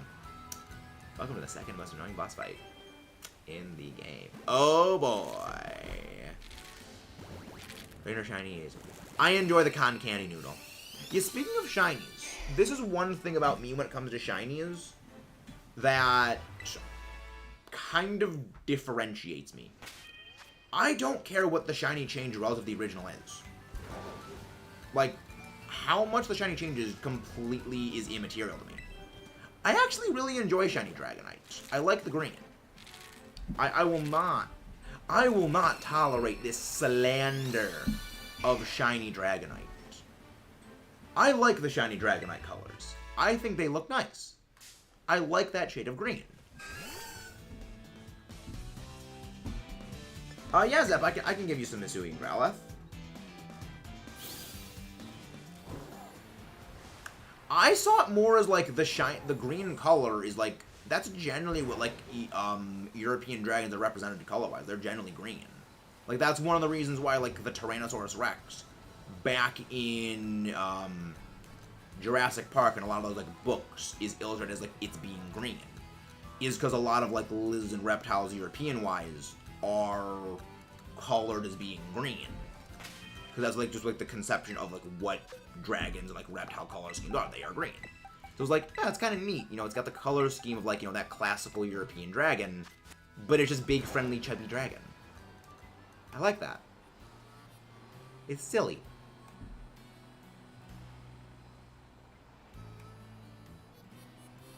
It's all like, okay, well, Noivern is also a green shiny dragon. Why does Noivern get praised as being a good shiny when Dragonite is also green? Weird. The evolution line you go from this. Oh, yeah, I think there's a reason why it goes from like that to, it goes from noodle to dragon. I think it makes sense. But yeah, I can get you some of the Hisuians or Hisui and Growlithe, Zeb. They like caterpillars with butterflies. I actually do very much like the Dragonite shiny. Thing is, I was not really a big fan of shiny Espeon. I don't like that shade of like a bright green. I mean, green is my favorite color. Well, green was my favorite color. Now it's purple. But it's just like that bright, like, neon green. I don't know, it was a bit weird to me. It's like, I liked darker greens. You know, says this giant green brick on the back of my, you know, wall, which is going to get repainted at some point eventually. Don't know when we're going to repaint the room. Not a clue when that's going to get repainted. But yeah, for me, the shiny is more like, for me, when it comes to shinies, it's more of, does the color of the shiny work? Regardless of what the base color scheme was. So it's like, that's why I really, really like shiny Zapdos. It's like, the slightly darker yellow, like something like a golden color now, and like just the more orange beak. That stands out to me more. And the reason I can say it stands out to me more is these eyes. Back when we shiny hunted Zapdos for our 500 sub spectacular, the second the battle started and I got that shiny Zapdos, I could tell it was shiny before even the sparkles triggered. So the people who say the shiny looks the same, as a 3D model, I was able to tell the difference. These eyes. These eyes are strong. With why I need glasses, obviously. But yeah, it's one of those things. Here's how I think when it comes to shiny. If I like the color, the problem is the color. If I don't like the color, I won't like the shiny. Interesting. So you're basically like I think the term is that like it's preloaded. I think is the way that terminology is. Owl mask, and then you might kind of like owl masks. Then you go. You're talking about Mork? I assume you're talking about Mork. Ah, mini Mork. Mini Mork. I like the color blue, so if shiny turns blue, I probably like it. How many shinies turn blue? I'm honestly not sure how many shinies actually do turn blue. Because, like, there's not many, like, I know Charizard's shiny, like fire turns blue. No, that's the Mega Charizard, where just the regular just turns blue fire. What shinies turn blue?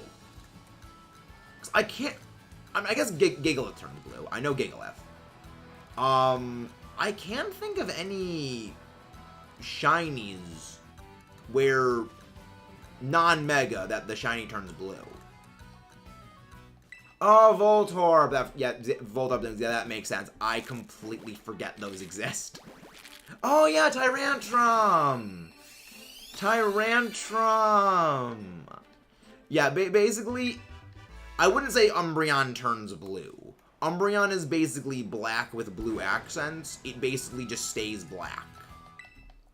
I wouldn't really say Umbreon kind of fits into there, because its primary color scheme is black. With, like, blue accents. It's like... It's like saying that Shiny Archeops turns green when just the blue and the green swap places.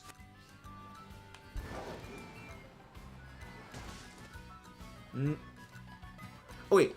To be fair, Snorlax's color fluctuates depending on the game it's in. Like, people cannot agree whether Snorlax is green or whether it is blue.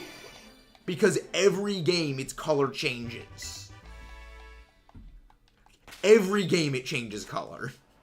Which is one of my favorite things, because I was talking with one of my friends. And it's like, oh yeah, Snorlax is green. It's like, no, it's blue. It's like, no, it's green. And we were arguing about, like, it's green or it's blue. It's like, so I pulled up a gallery of the pictures. It's like, it fluctuates game to game, whether it is blue or whether it is green. And I love that. It's like, you can't make up your mind about what color this thing is gonna be.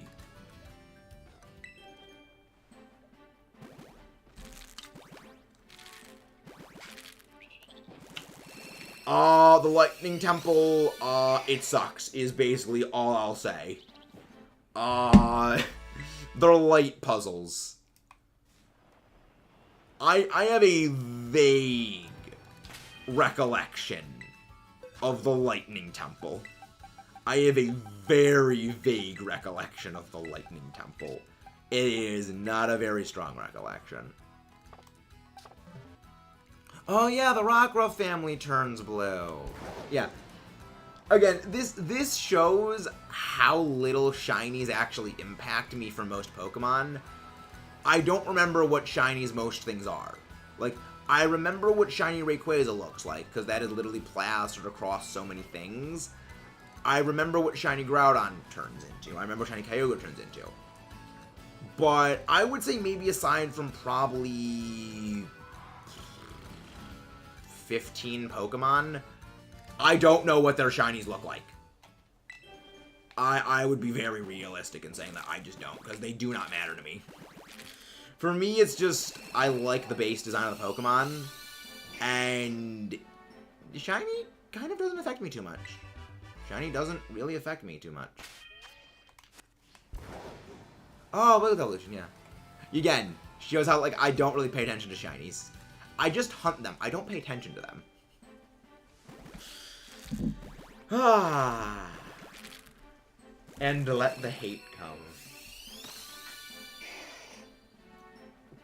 And let the hate come for saying I don't really pay attention to shinies despite being an active shiny hunter.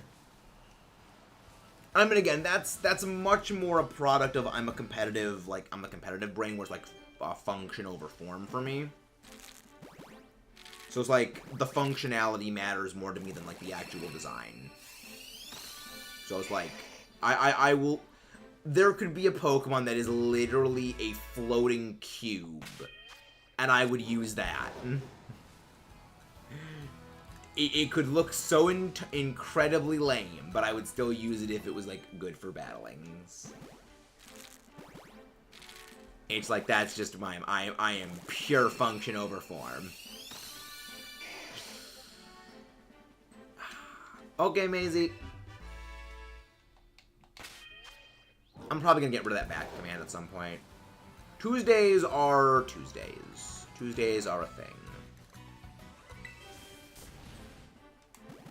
Oh, that was a Voltorb that exploded.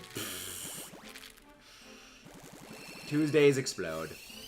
Yeah, for me, it's Pokemon. It's functionality over form. That's what it's like. I don't care if like the dress code of playing, like most people want to go like, no, you gotta have like jeans, and you gotta wear like certain things when you go flying. Like I don't give a crap. If I'm gonna be stuck in that flying aluminum tube of torture for like 5 hours, I am gonna wear freaking sweatpants. Because they're damn comfy. I am not gonna wear jeans and a belt. And like a freaking polo shirt on a plane. Because I don't care how I look. I care about the functionality. I've exclusively to soft pants. I haven't worn jeans in years. Like, I will occasionally wear jeans, but a large part of the reason I will wear jeans is entirely because a lot of my jeans didn't fit me like a year ago. And it's like, yeah, I can wear these jeans now because I've lost so much weight. They actually fit me again. So it's like, I will be happy to wear them again because they actually fit me now.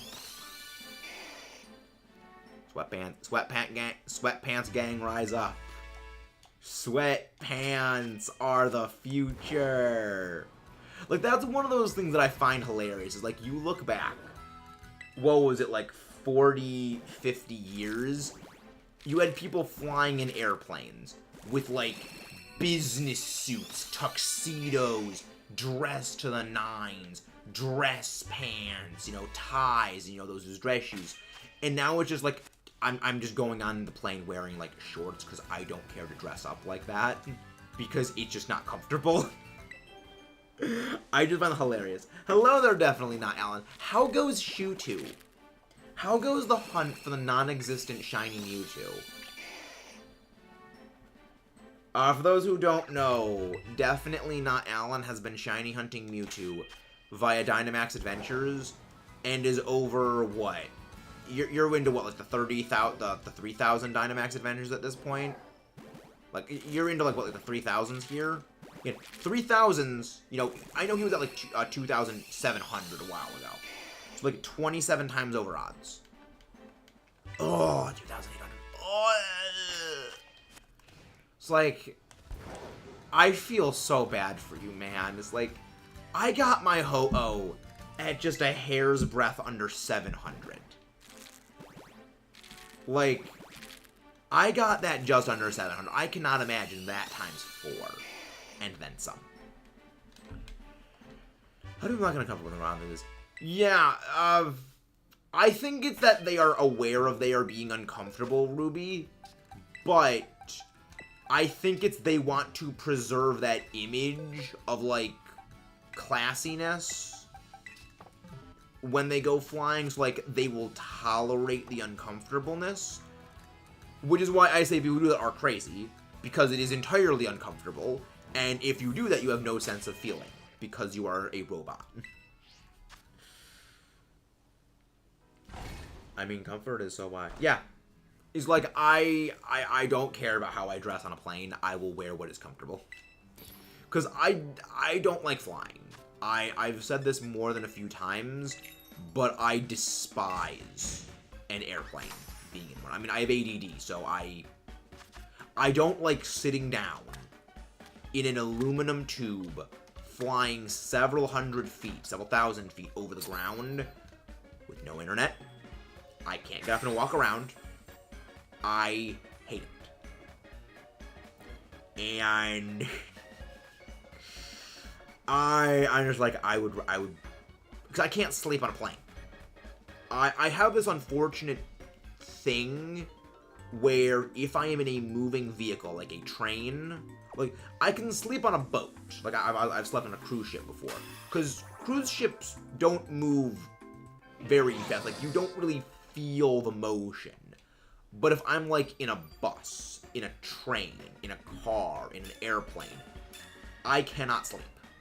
Like, unless I have stayed up for, like, 24 hours in advance.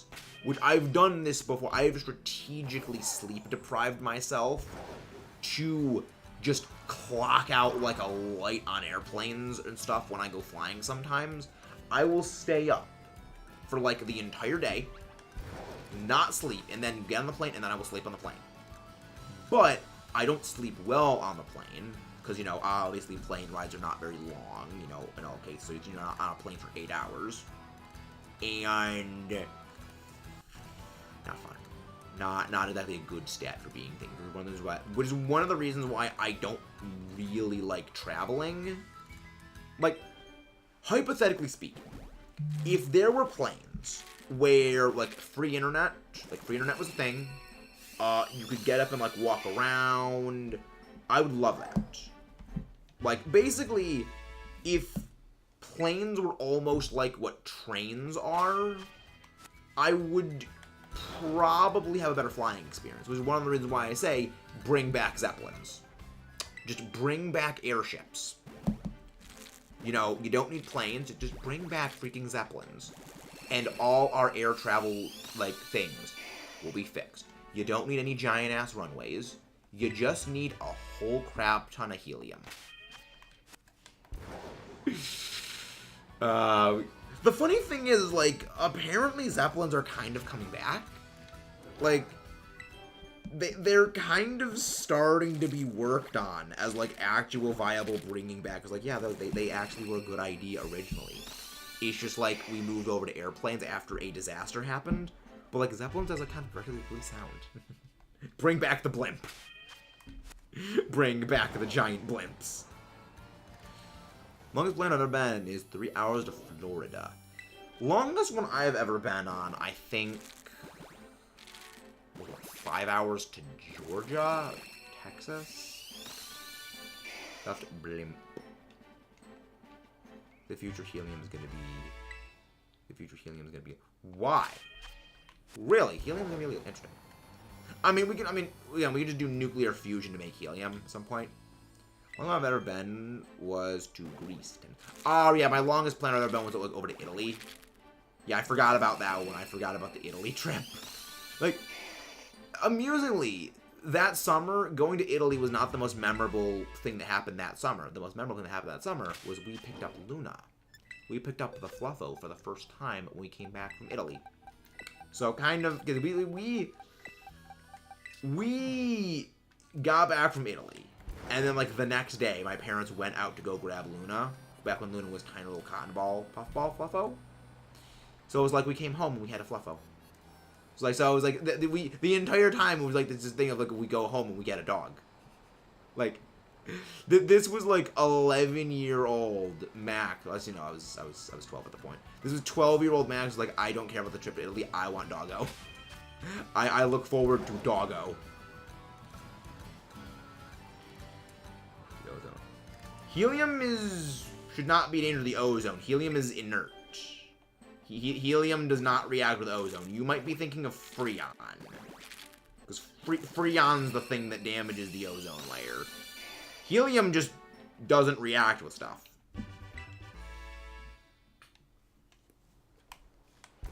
Helium is an inert gas. It is a noble gas, as we like to say in the scientific fields. I also think that all my sandwich power has run out, so I'm gonna go grab some water, because again, hydrate or dihydrate, friendos. And, potentially, hopefully, maybe, but we're gonna be having Tears of the Kingdom later tonight, so that's gonna be fun. Still have to figure out what the hell we're gonna be doing. Oh no, I have to make a sandwich. I still don't know what we're gonna be doing in Tears of the Kingdom today, but I think a majority of it is going to be Koroks and or side questing things. I mean, also shrines. Like, I would like to finish all the shrines. Because, like, I want to get the armor for that. Okay, everything is set up. A picnic and my zoom roll. We'll just get does your zoom roll have an open move slot? Because if your zoom roll doesn't have a move slot, you just go, if your zoom roll has 4 moves, you need to go over to its move set like this, and then just do forget a move, and then just delete one of its moves. But other than that, have the Azumarill hold the Mirror Herb, go picnic, and just, like, run around a little bit. Generally, I wait, like, a minute and a half. And, boom. It should have Belly Drum then.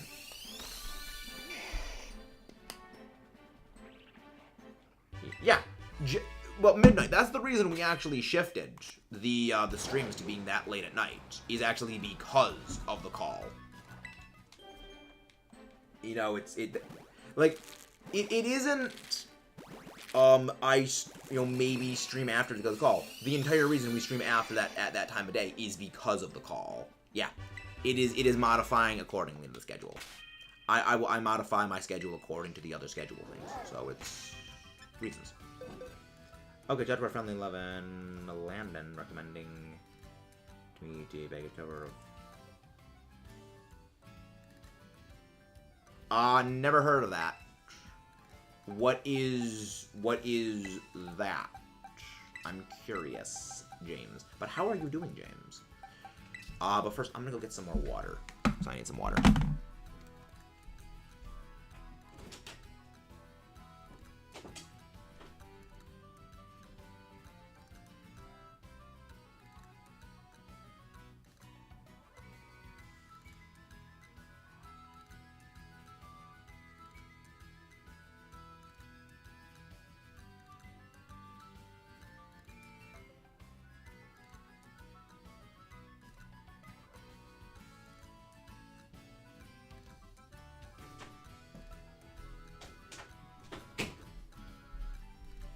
There we go, we're back.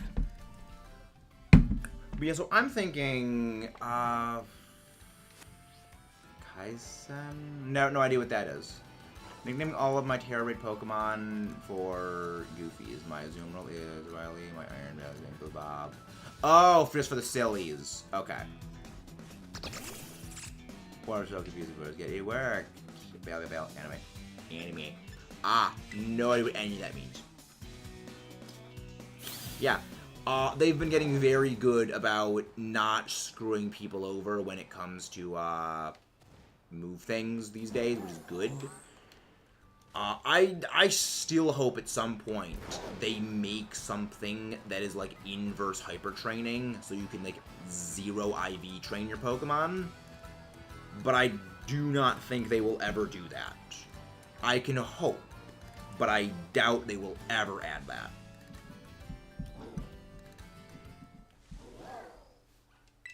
Shortly after stopped. Oh, nice! You beat the Lightning Temple. Yeah. How'd you enjoy the Queen Gibdo fight? How did you enjoy the second most annoying boss battle in the entirety of Tears of the Kingdom? That fight sucks. Well, okay, it doesn't suck. I actually do legitimately like the fight. It's just the first time through, I didn't know what I was doing. And it was a little annoying. A lot easier than I thought would be, but it was easy, cleaned up. Yeah. Also, this is one thing that I did to basically joke the fight. I just would shoot Yunobo at the Gibdo Queen while Riju's Lightning Dome was expanding. So that way, I broke the covering off, then hit it with the lightning for the follow-up for the combo attack. But you can do the same thing with, like, elemental arrows. So, there's ways around it. Don't know today. Wanna try to go for a good number of eggs today. I know for certain I want to go for at the bare minimum of 6 boxes of eggs. Bare minimum want to do 6 boxes. So, 1, 2, 3, 4, 5, 6. Okay, so we are on our 6th box right now. So, back half. Where's Goldengo with the race? Honestly, I don't use Goldengo for Terra raids. I don't really think Goldengo is too well suited for raids, unless it is something very, very specific. Like, it is a thing that will generally use a lot of status moves, and is weak to steel. But depending on what it is, I actually just stick with Iron Hands or actually Azumarill, because they actually both of those typings, aside from Fairy, they actually hit the same typings next to Protective again, aside from Fairy. But generally they go like Flash Cannon, Shadow Ball, Nasty Plot, and like I think Metal Sound. Or Recover. Yeah, I mean, Goldengo is good for certain things. It's just like Azumarill and Iron Hands do so much insane damage that it's very difficult to compete with them. Because you don't want to use Steel Beam. Steel Beam cuts your HP in half. Which, when you're doing with the clock of raid battles, you don't really want to be cutting down, like, risking your clock time like that. But Goldengo isn't bad. for Terror Raids, necessarily. It actually is, like, intrinsically, it's very good. It's just that it's basically punching up against Azumarill and Iron Hands, which, now being joined by Belly Drum Ursaluna, is hands down the best raid Pokemon to use, because they just do out obscene amounts of damage. A good metric, basically, this is a good way to measure how much damage you're doing. Super effective damage does double damage, and a 2-stage special attack boost is a doubled special attack. A +6 to your physical attack via Belly Drum quadruples your attack power. So that means super effective damage at Nasty Plot +2 is the exact same modifier as a +6 Belly Drum with a neutral hit. And this is one of the reasons why Iron Hands is basically seen as the best Terra Raid Pokemon, because of Drain Punch. Half of the damage that you deal with Drain Punch restores your health. So, like, if you inflict, like, 3,000 damage, you're healing 1,500 health, which will heal you back up to full, completely mitigating the Belly Drum damage. Azumarill functionally is a lot of the similar ways where you use the Shell Bell. So, hi Rosie. But yeah, you just don't get that same kind of damage with something like Goldengo. And that's even if, like, it's neutral damage. So if something like, say, Iron Hands is dealing out super effective damage, you're doing out 8 times normal damage. Compared to a super effective Goldengo's 4 times damage. It's... The damage difference scales are just enormous. That's about 3 times Metal Sound, twice GLB, and 1 shot. Yes, but the other thing is that is a very, very long setup, and if the stat purge goes off, all of that setup is completely mitigated. Which is one of the other reasons why something like Iron Hands and Azumarill are frequently, you know, preferred. Because when the purge happens, not only is all of those moves used, but also there's been residual damage that is accumulated. There has been, you know, of course, the clock has run down. If the raid boss has setup moves, they have set up moves themselves. And resetting that clock can be very problematic. Which is one of the reasons why you don't want support Pokemon to basically cut those things down. Hello, Pink. How are you doing? Come on, the mods, go grab Pink's link. But yeah, that's generally why it's seen as a little bit better to use things like Iron Hands and Azumarill, because they do more damage far quicker. You know, raids are a race against the clock, and when you're doing out comparatively similar amounts of damage, the one that gets to the punch, metaphorically speaking, much quicker is generally the one that is preferred. It's one of the reasons why something like, say, Talonflame is not very good for Terror Raids. It just simply doesn't have the attack stat to make it work. I'm glad you are feeling much better, Pink. Everyone give Pink a hug. Everybody hug Pink. Shell Bell is one of the good items to give her. Yes. Yes, Shell Bell is pretty much hands down the best item for Terror Raids. For an attacker. If you're not using an attacker and you're using like a support Pokemon, generally, depending on what the support Pokemon is, will dictate what item you want. Like, if you're using something that, say, uses a Screech or Metal Sound, you're gonna want them like the Wide Lens. But, yeah, it's generally for attackers, you want Shell Bell. Iron Hands is pretty much the only one that you don't actually need the Shell Bell for, because of Drain Punch. But if you're going against a Ghost type, or like a Ghost type, a Flying type, Fairy type, or something that just resists fighting, you're not going to want to use Drain Punch. Yeah, Shell Bell Azumarill is also one of the great ones. But yeah, like, there are instances where Goldengo is very good for raids. One example is if you're going against a very high physical defense Pokemon. So, a good example actually was the Chestnut raids, where because of the sheer defense that Chestnut has, Iron Hands really wasn't that effective. But Goldengo was. You know, Iron Hands at its maximum damage only did marginally more damage than Goldengo, with relatively minimal amounts of setup. So Goldengo could out-set up Iron Hands and do far more excessive amounts of damage. But that's really only when the defensive stats are so heavily skewed to one side or the other. So you've got basically a defensive Blissey distribution, you know, next to no stats in one defense and everything in the other. Well, not everything, but, you know, like, Chestnut's a good example where, yeah, there was a very significant difference between, you know, even like 50 points of defense scaling made a very significant impact in what was better and what was not. So there are definitely reasons to use something like, say, of course, Goldengo. The thing is, even with super effective, it's not going to do much damage to Goldengo. You gotta remember, just because something is super effective doesn't mean it is particularly strong. Because they don't have access to, say, something like EVs, which really help boost up damage output.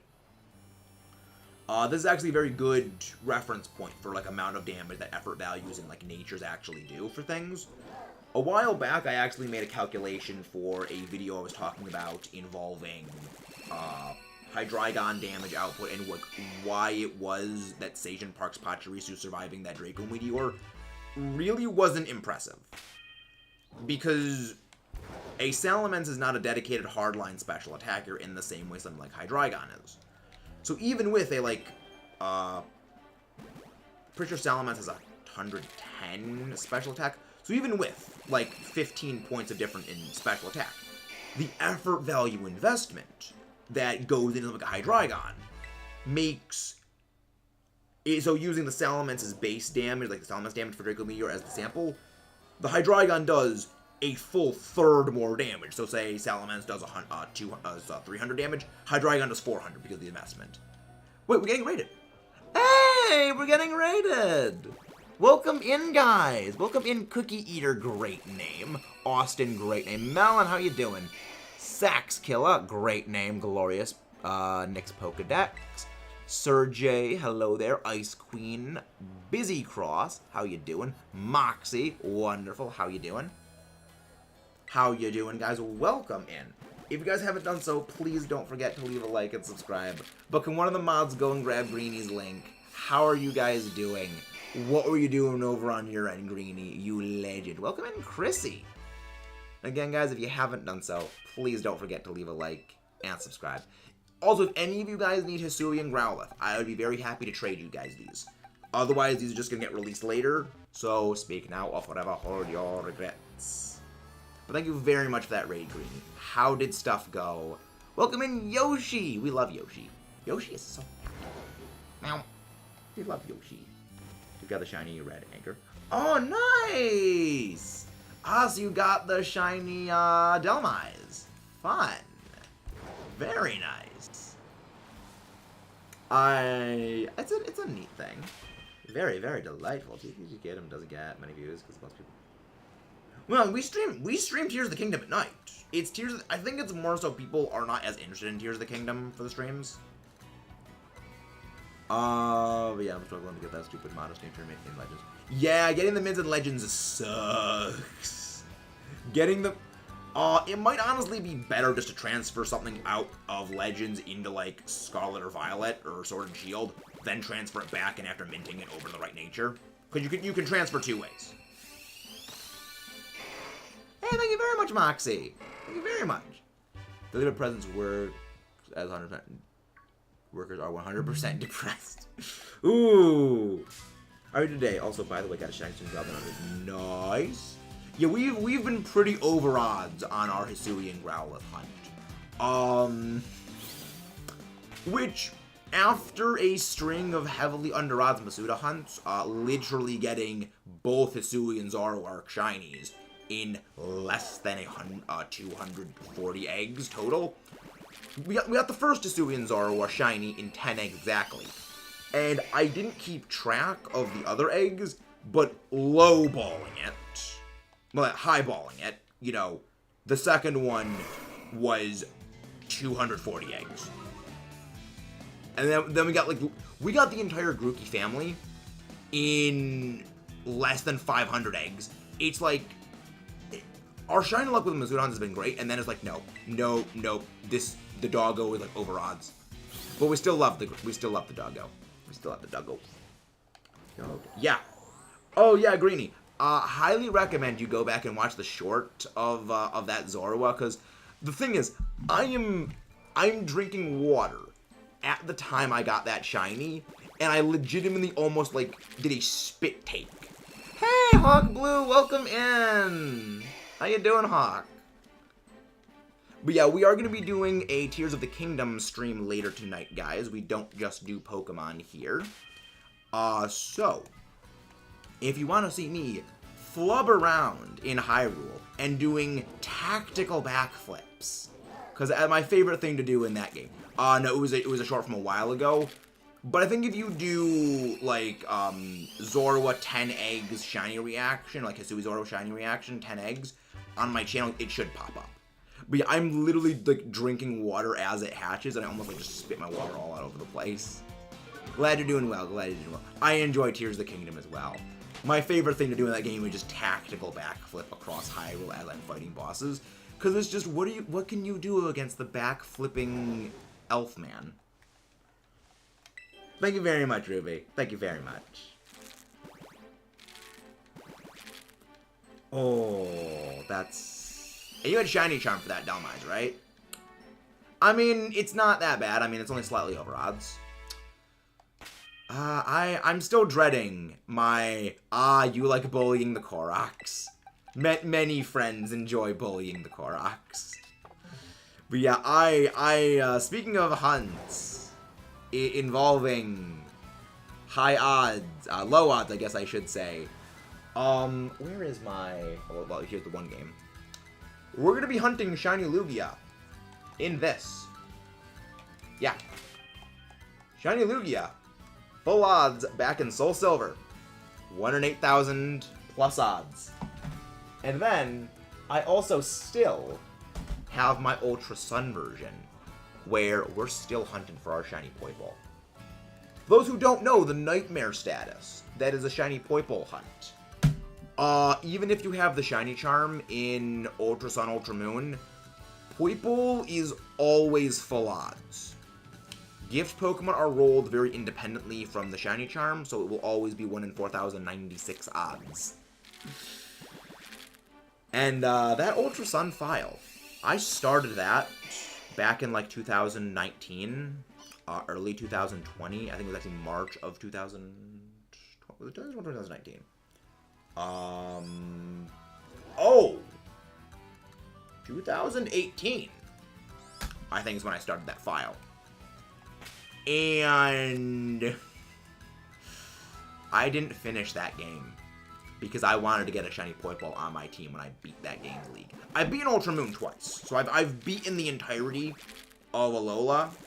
I've beaten the entirety of Ultra Alola, but on that file, I wanted a Shiny Poipole. And I knew someday I'm going to stream Shiny Hunts, and someday I'm going to stream that Shiny Poipole. So I waited 5 years. Planning ahead.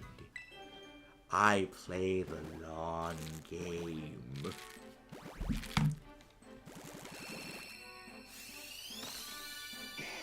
Also, one of the mods, please go grab Hawk Blue's link, please. I don't think we did that. But yeah, I got plans for that.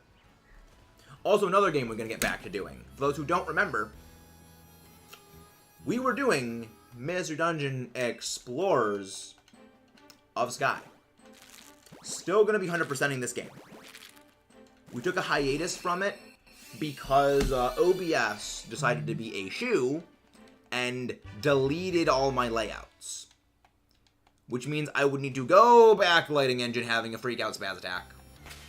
Which means I would have needed to go back and do all of the pixel perfect measurements to recreate the previous layout I had, which I just really haven't thought about doing. And then it just kind of fell out of style for a while. But we're going to be getting back onto Mystery Dungeon Explorers of Sky at some point in the future, because I love that game. Legitimately, one of my favorite games of all time. Like, before this game, I would say Sky was in contention with Black and White as my favorite game of all time. Then this game made that a 3-way tie. Then Tears of the Kingdom made that a 4-way tie with a slightly more prominent leader in Tears of the Kingdom, which kind of feels like a bit of a... Well, okay.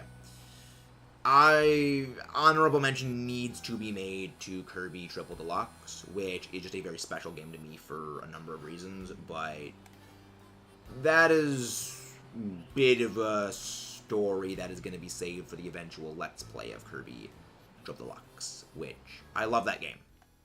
It is very special to me, but not really something to go into in a stream like this. That's for recording access to send the feels.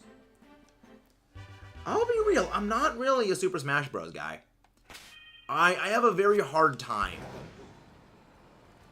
I have a very hard time, like, playing games like Smash Bros. When not in the same room as other people. So, I have a hard time enjoying it. Like, for me, a game like Smash and a game like Mario Kart, it isn't so much the game itself that I enjoy. It's more I enjoy the company I keep when playing the game. So it's like, the entertainment is the interactions with the other people. So, like, the way that I say it is, the best way to enjoy Smash is you're not properly enjoying it unless you go from wanting to deck your friend in the face for trash talking to high-fiving them for an amazing dunk in the span of 10 seconds. That is, like, my brainwave when it comes to a game like Smash and Mario Kart. Where it's like, things like that are what make the experience. And not having those things for the experience are a little bit, like, they for me, at the very least, they deter, like, people who can play those games, like, that, respect. It's just, I have a bit of a hard time, like, being as invested. Also, I fully recognize I suck at Smash. I play Samus. I play Power Suit Samus, and I play Pit. And I'm bad. So, it's like, I would just be a literal punching bag. I don't really play fighting games. I'm not. I now have large desire to kick your butt in Mario Kart Wii. Mario Kart Wii was like the only Mario Kart I ever played in large capacity, because that was actually before I started like playing it with friends, and it was like I wanted to just 100% that game, and I never did, because I wanted to look all the time trials. It was, I have that completionist mentality.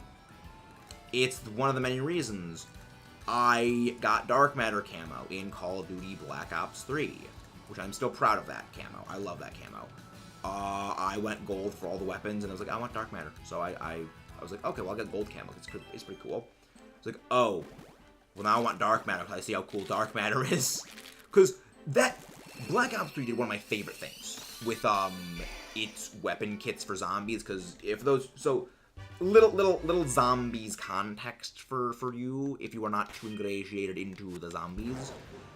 In Black Ops 3, you can customize weapon kits. So, like, you can add on attachments like, laser sight, foregrip, fast mags, extended mags, quick draw handle, and, like, all sorts of, like, attachments, improve the stats. But one thing you could also do is put on camos, put on paint jobs.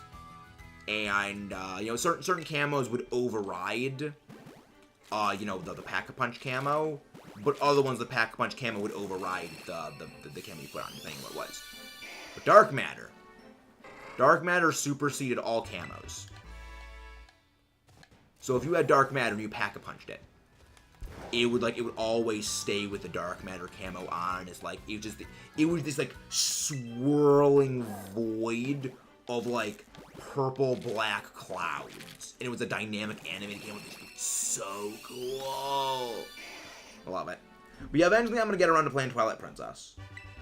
For those who don't know, I've actually only played 4 Legend of Zelda games to completion. Formerly, that number was 3.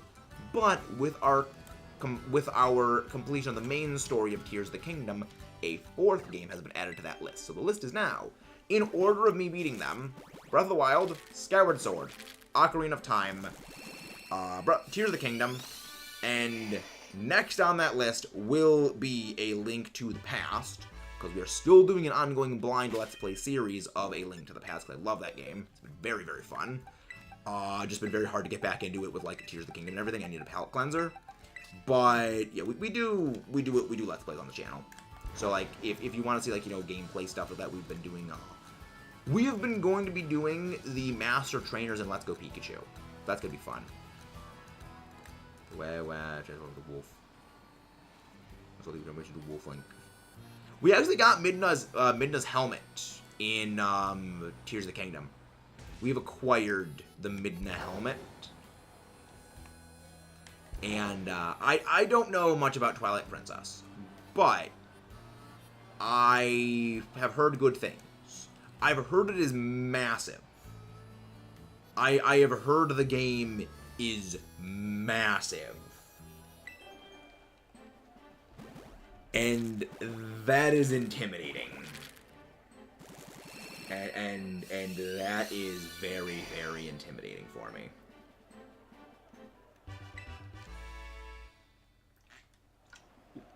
Yeah, there is one Zelda game I know for certain, because my goal is to do most of the Zelda games for the channel blind. There is one game I know for certain I will not be doing my first playthrough as a recorded series, because I really do not trust myself with it. And that one is Majora's Mask.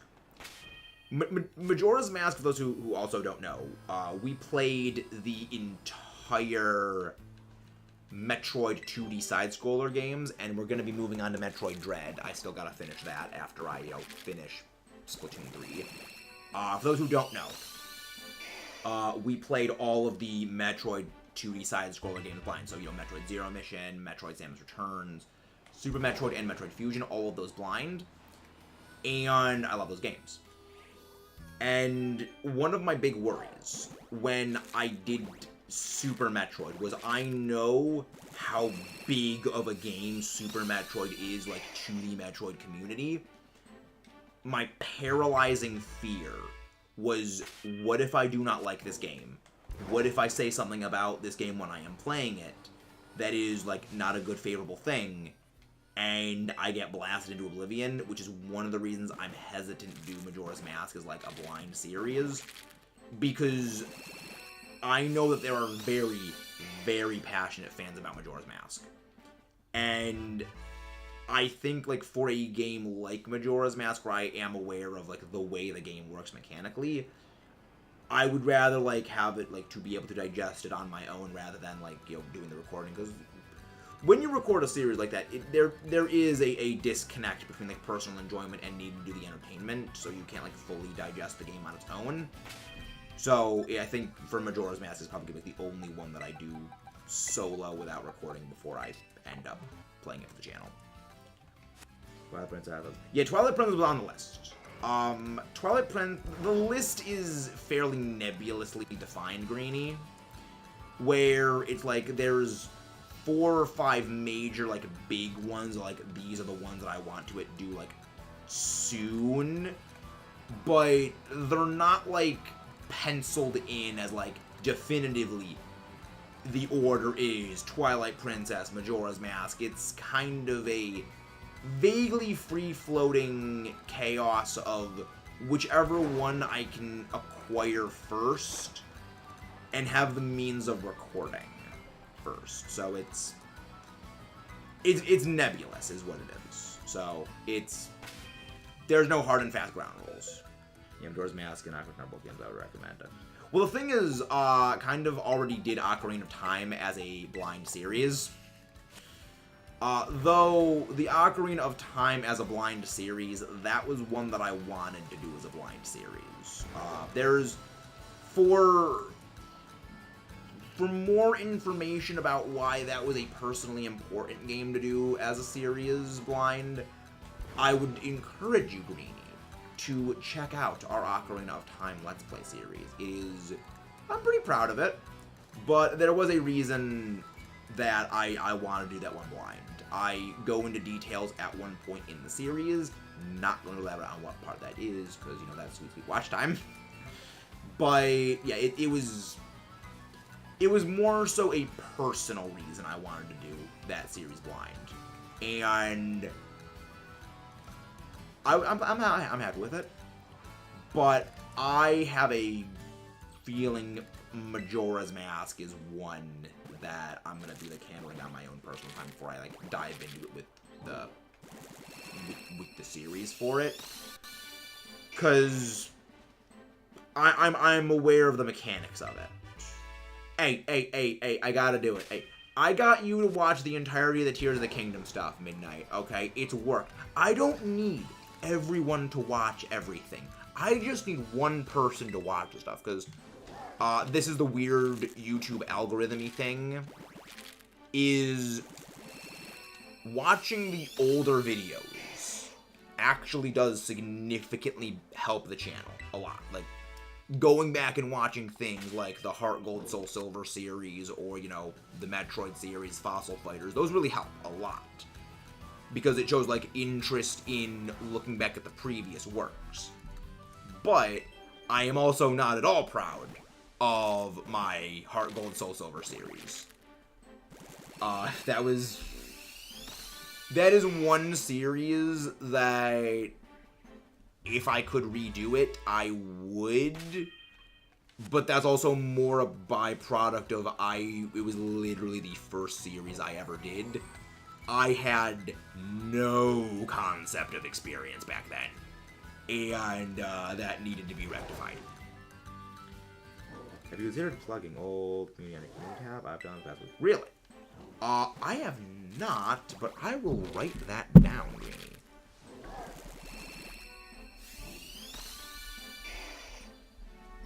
Yeah, that I would consider doing, because, like, I will be honest in saying that the series I am the proudest of is actually not one of my recent ones. It's actually one of my older ones. It is Metroid Samus Returns, which, granted, a large, well, that and also Fossil Fighters Champions, because I love both of those games. They are fantastic. But yeah, it's the video I am the proudest of, though, is my Fossil Fighters analysis video. I am a big fan of Fossil Fighters. I love dinosaurs, as you can probably tell from any of the members with the Allosaurus badge by them. I love my dinosaurs, and there is my Allosaurus in a box. Over there. You can't really tell, but that is an Allosaurus in a box. It's my Allosaurus, like, plushie. Yeah. Most kids, when they grow up, they have a stuffed animal that's like a teddy bear or something. I had a stuffed Allosaurus. And I will say that's probably more metal than anything else. We love our dinosaurs here. We love our dinosaurs. Like, what kid doesn't love dinosaurs? I mean, it's also why I love Godzilla. Like, what is Godzilla if not just, like, a giant nuclear dinosaur that just breathes atomic fire? Even though, technically, it is not fire. It is other stuff. You know, it's I'm a very big lore nut when it comes to things like Godzilla, so I keep my lore straight. That's the way I've lived the past Halloween costume. Nice. Yeah, one of my previous Halloween costumes is my Generation 1 Grimlock costume. I made a cardboard costume of Dinobot form Grimlock. Still have the head in the basement, the rest of the costume is also down in the basement. But the rest of the costume has been chewed on by mice. And I do not want to actually touch that ever again, unless it is with a hazmat suit. Yeah.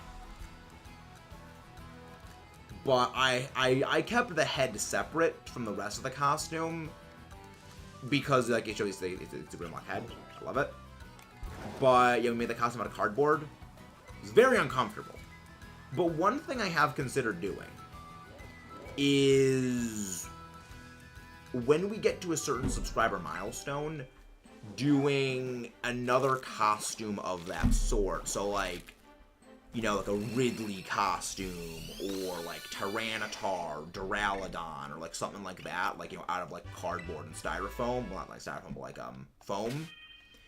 and like basically making a costume like that, like Iron Thorns, because like I'm a big fan of like monsters and stuff like that, so like I think that'd be pretty cool, and like, you know, maybe go to like conventions like Comic-Con or something like that with something at some point. Melon, you can just transfer the Pokemon that you need to mint to either this game or Sword and Shield and give them a modest mint, and then just transfer it back into Legends. Melon, we told you about this like 30 minutes ago. You can do that. Home's transfer system goes 2 ways for games like Home. You're like Sly, needlessly taking the hardest way out.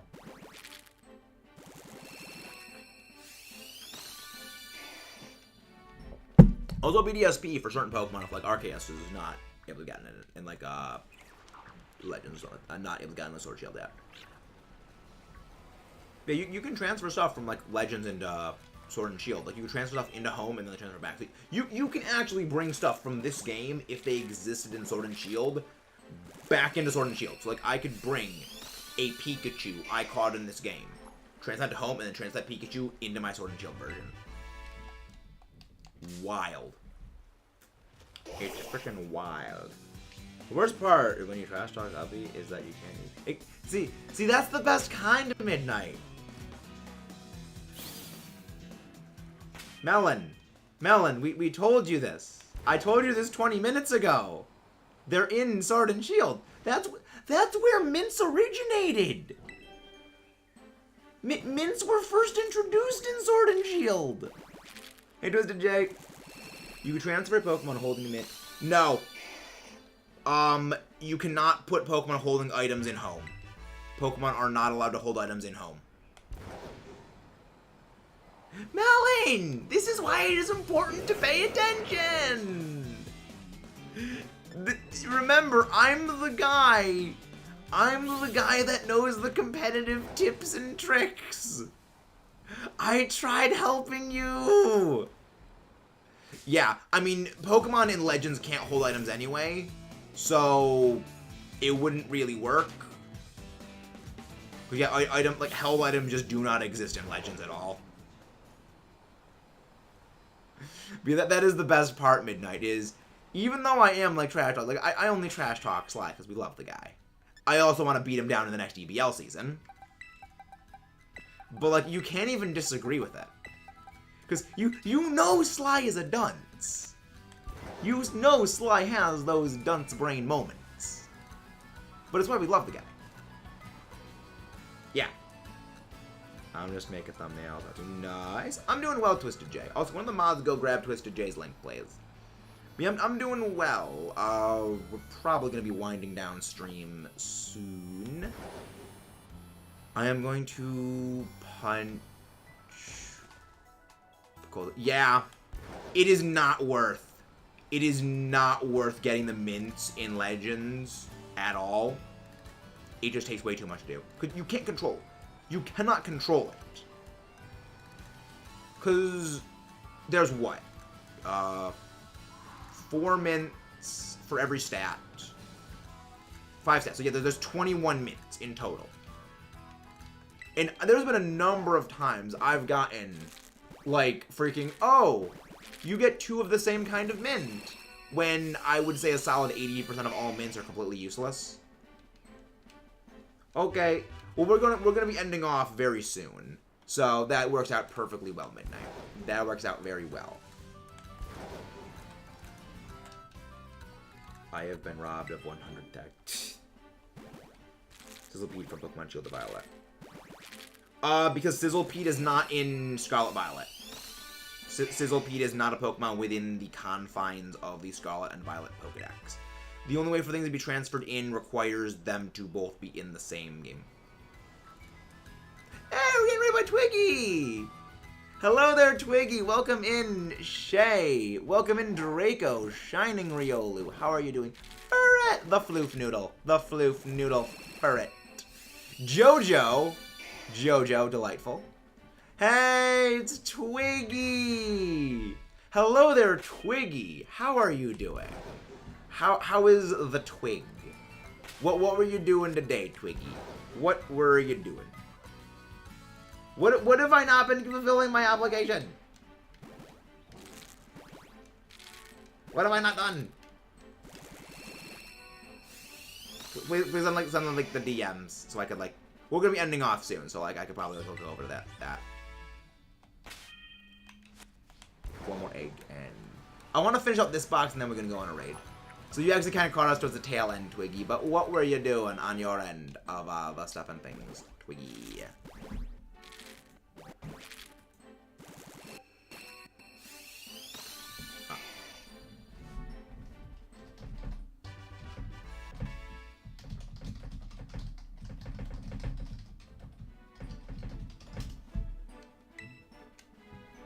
Playing Smash. Ah, you were playing Smash.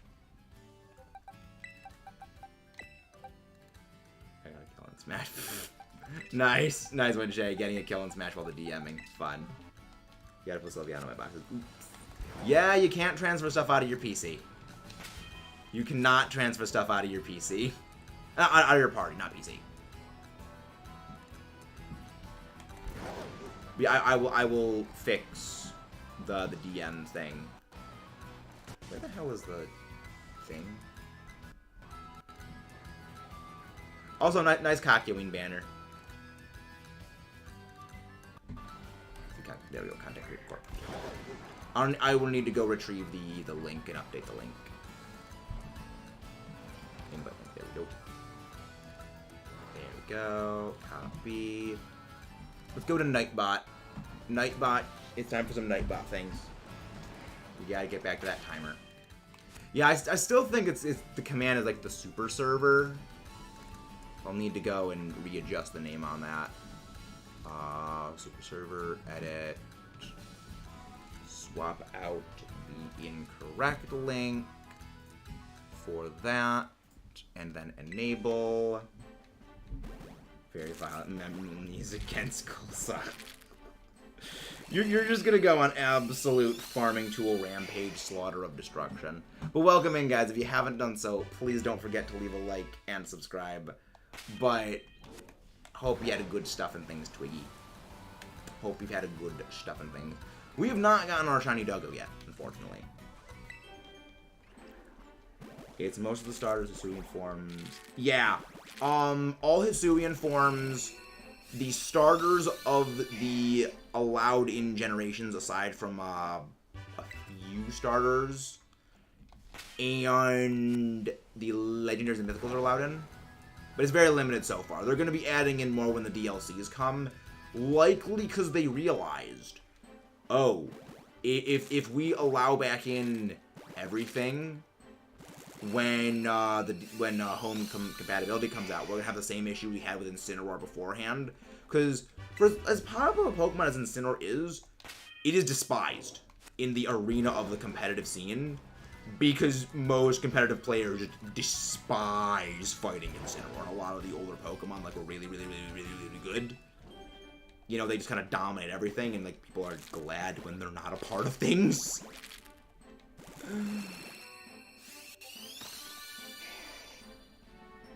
Yeah, we're gonna have a little nice. Yeah, the super server. I need to redo the name of that. I'll need to re-edit the name of the command.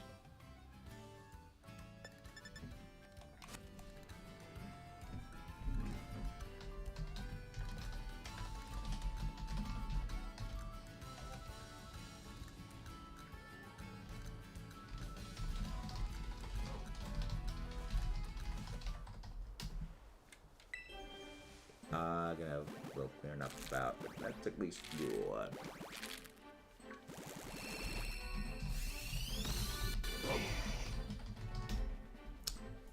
There we go. But yeah, also, I think I mentioned this a little bit before, but for those of you who enjoy battling and competitive battles, the EBL, next season, about a month away is when the draft is gonna start. I was prepared for my entire draft thing, and it's like, oh, the draft is a month away. Oh crap. I mean, at least I'm picking third. I got third pick, so that's fine. But I'm My only worry is what Raging Lake's gonna pick first. But I hope Raging Lake doesn't pick what I think Raging Lake's gonna pick. So it's, I got goals for stuff. But yeah, I'm looking forward to EBL Season 6. Because then after that, we got Season 7, which is going to be in Scarlet Violet. The only reason why we aren't doing EBL Season 6 in Scarlet Violet is the time at which Season 6 is going to be running is going to directly overrun the DLC releases. Which means it is going to directly overrun with the Dex expansions. Meaning, we don't know everything that will be released. Because right now, it's just, oh, the Pokemon that are going to, these are the Pokemon that are going to be in the DLC. That's all speculation. And especially with very much lately, how generally incorrect leaks have been, we're not banking an entire competitive season script on what could be very incorrect information, and then we need to go and redo everything if it is wrong. So we're still keeping it in Sword and Shield for the time being, even if it's probably not going to do super duper well. I get why they're doing it, but I think it would be best if the current stuff. But yeah. What is the question Zed refuses to answer? What is the question that Zeddy boy refuses to answer? And Rosie, don't bully Zed. Zed is a good bean. Also, you're one shiny ponytail. I'm trading the one I got from Legends. Fun. Yeah, you're trading away that giveaway shiny. I don't know how Rosie used to think Growl was a cat. I don't ask questions. What exactly? A Masuda hunt is just an egg hunt. Basically, a Masuda hunt is when you get a Ditto, or you get two Pokemon from different region languages, and you use that to get higher odds shiny eggs, because this is one of the things that they actually included in the original, when they added breeding into the game. This is something they included to encourage players to, like, trade with other people, is if you have two Pokemon from different languages, and, you know, this is why people want a foreign language Ditto, is so that they can have the Masuda Ditto. That's what a Masuda Ditto is. It's just a Ditto that is not from your language. The one that I've been using is a Spanish Ditto.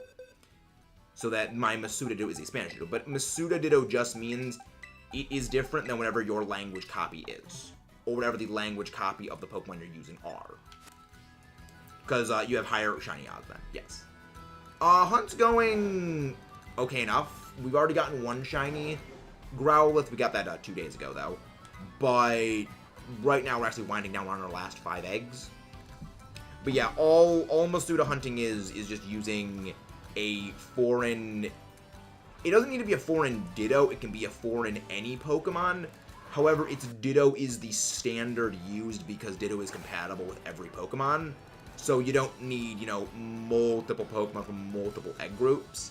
You can just use one singular Pokemon to get that. It's kind of the main thing of it. Yeah, it's the way it is, but yeah. It's a bit hard to explain. Why do you hate the Masuda hunting method? Why do you hate it? I think the reason why people enjoy it, Crimson, is it's more passive. So you can just kind of sit back. Like, you can sit back, you can relax, and you have a more chill, like, hunt compared to other things. Because when it's something like sandwich hunting, you're paying attention to the screen, you're having to pay attention and look actively for the shiny. With Masuda, it's just, you can wander around in, quite literally, in circles, doing nothing. And I find that a bit soothing. You know, I enjoyed that. But I do understand why people don't like it. That's why I never do them, and my only hunt has been HISUI and Zorua. But yeah, they need to. Hello there, welcome in Blue Eyes. Is that a Blue Eyes White Dragon I see? Is that the Blue Eyes White Dragon? And again, guys, if you haven't done so already, please don't forget to leave a like and subscribe for more. But this is going to be our last batch of eggs we're doing today. Let's go find someone to raid. Okay, good. We actually could get away from you. Got 2 more eggs to hatch. Let's go find a raid target. Ooh, this is something we have not raided before. This is something we have not. They're doing a shiny only playthrough of Scarlet and Violet, and it is a shiny lock as well. I kind of want to raid something we haven't raided before, so we're gonna do XRX Games. They are doing a shiny lock, and if they're doing a shiny lock, they need all of the support they can get. I will see you guys next time. I still need to come up with a new outro for the channel. But I'll see you guys then. Later tonight, we're going to be streaming some more Tears of the Kingdom. So if you want to see me struggle and suffer, that is always the fun times.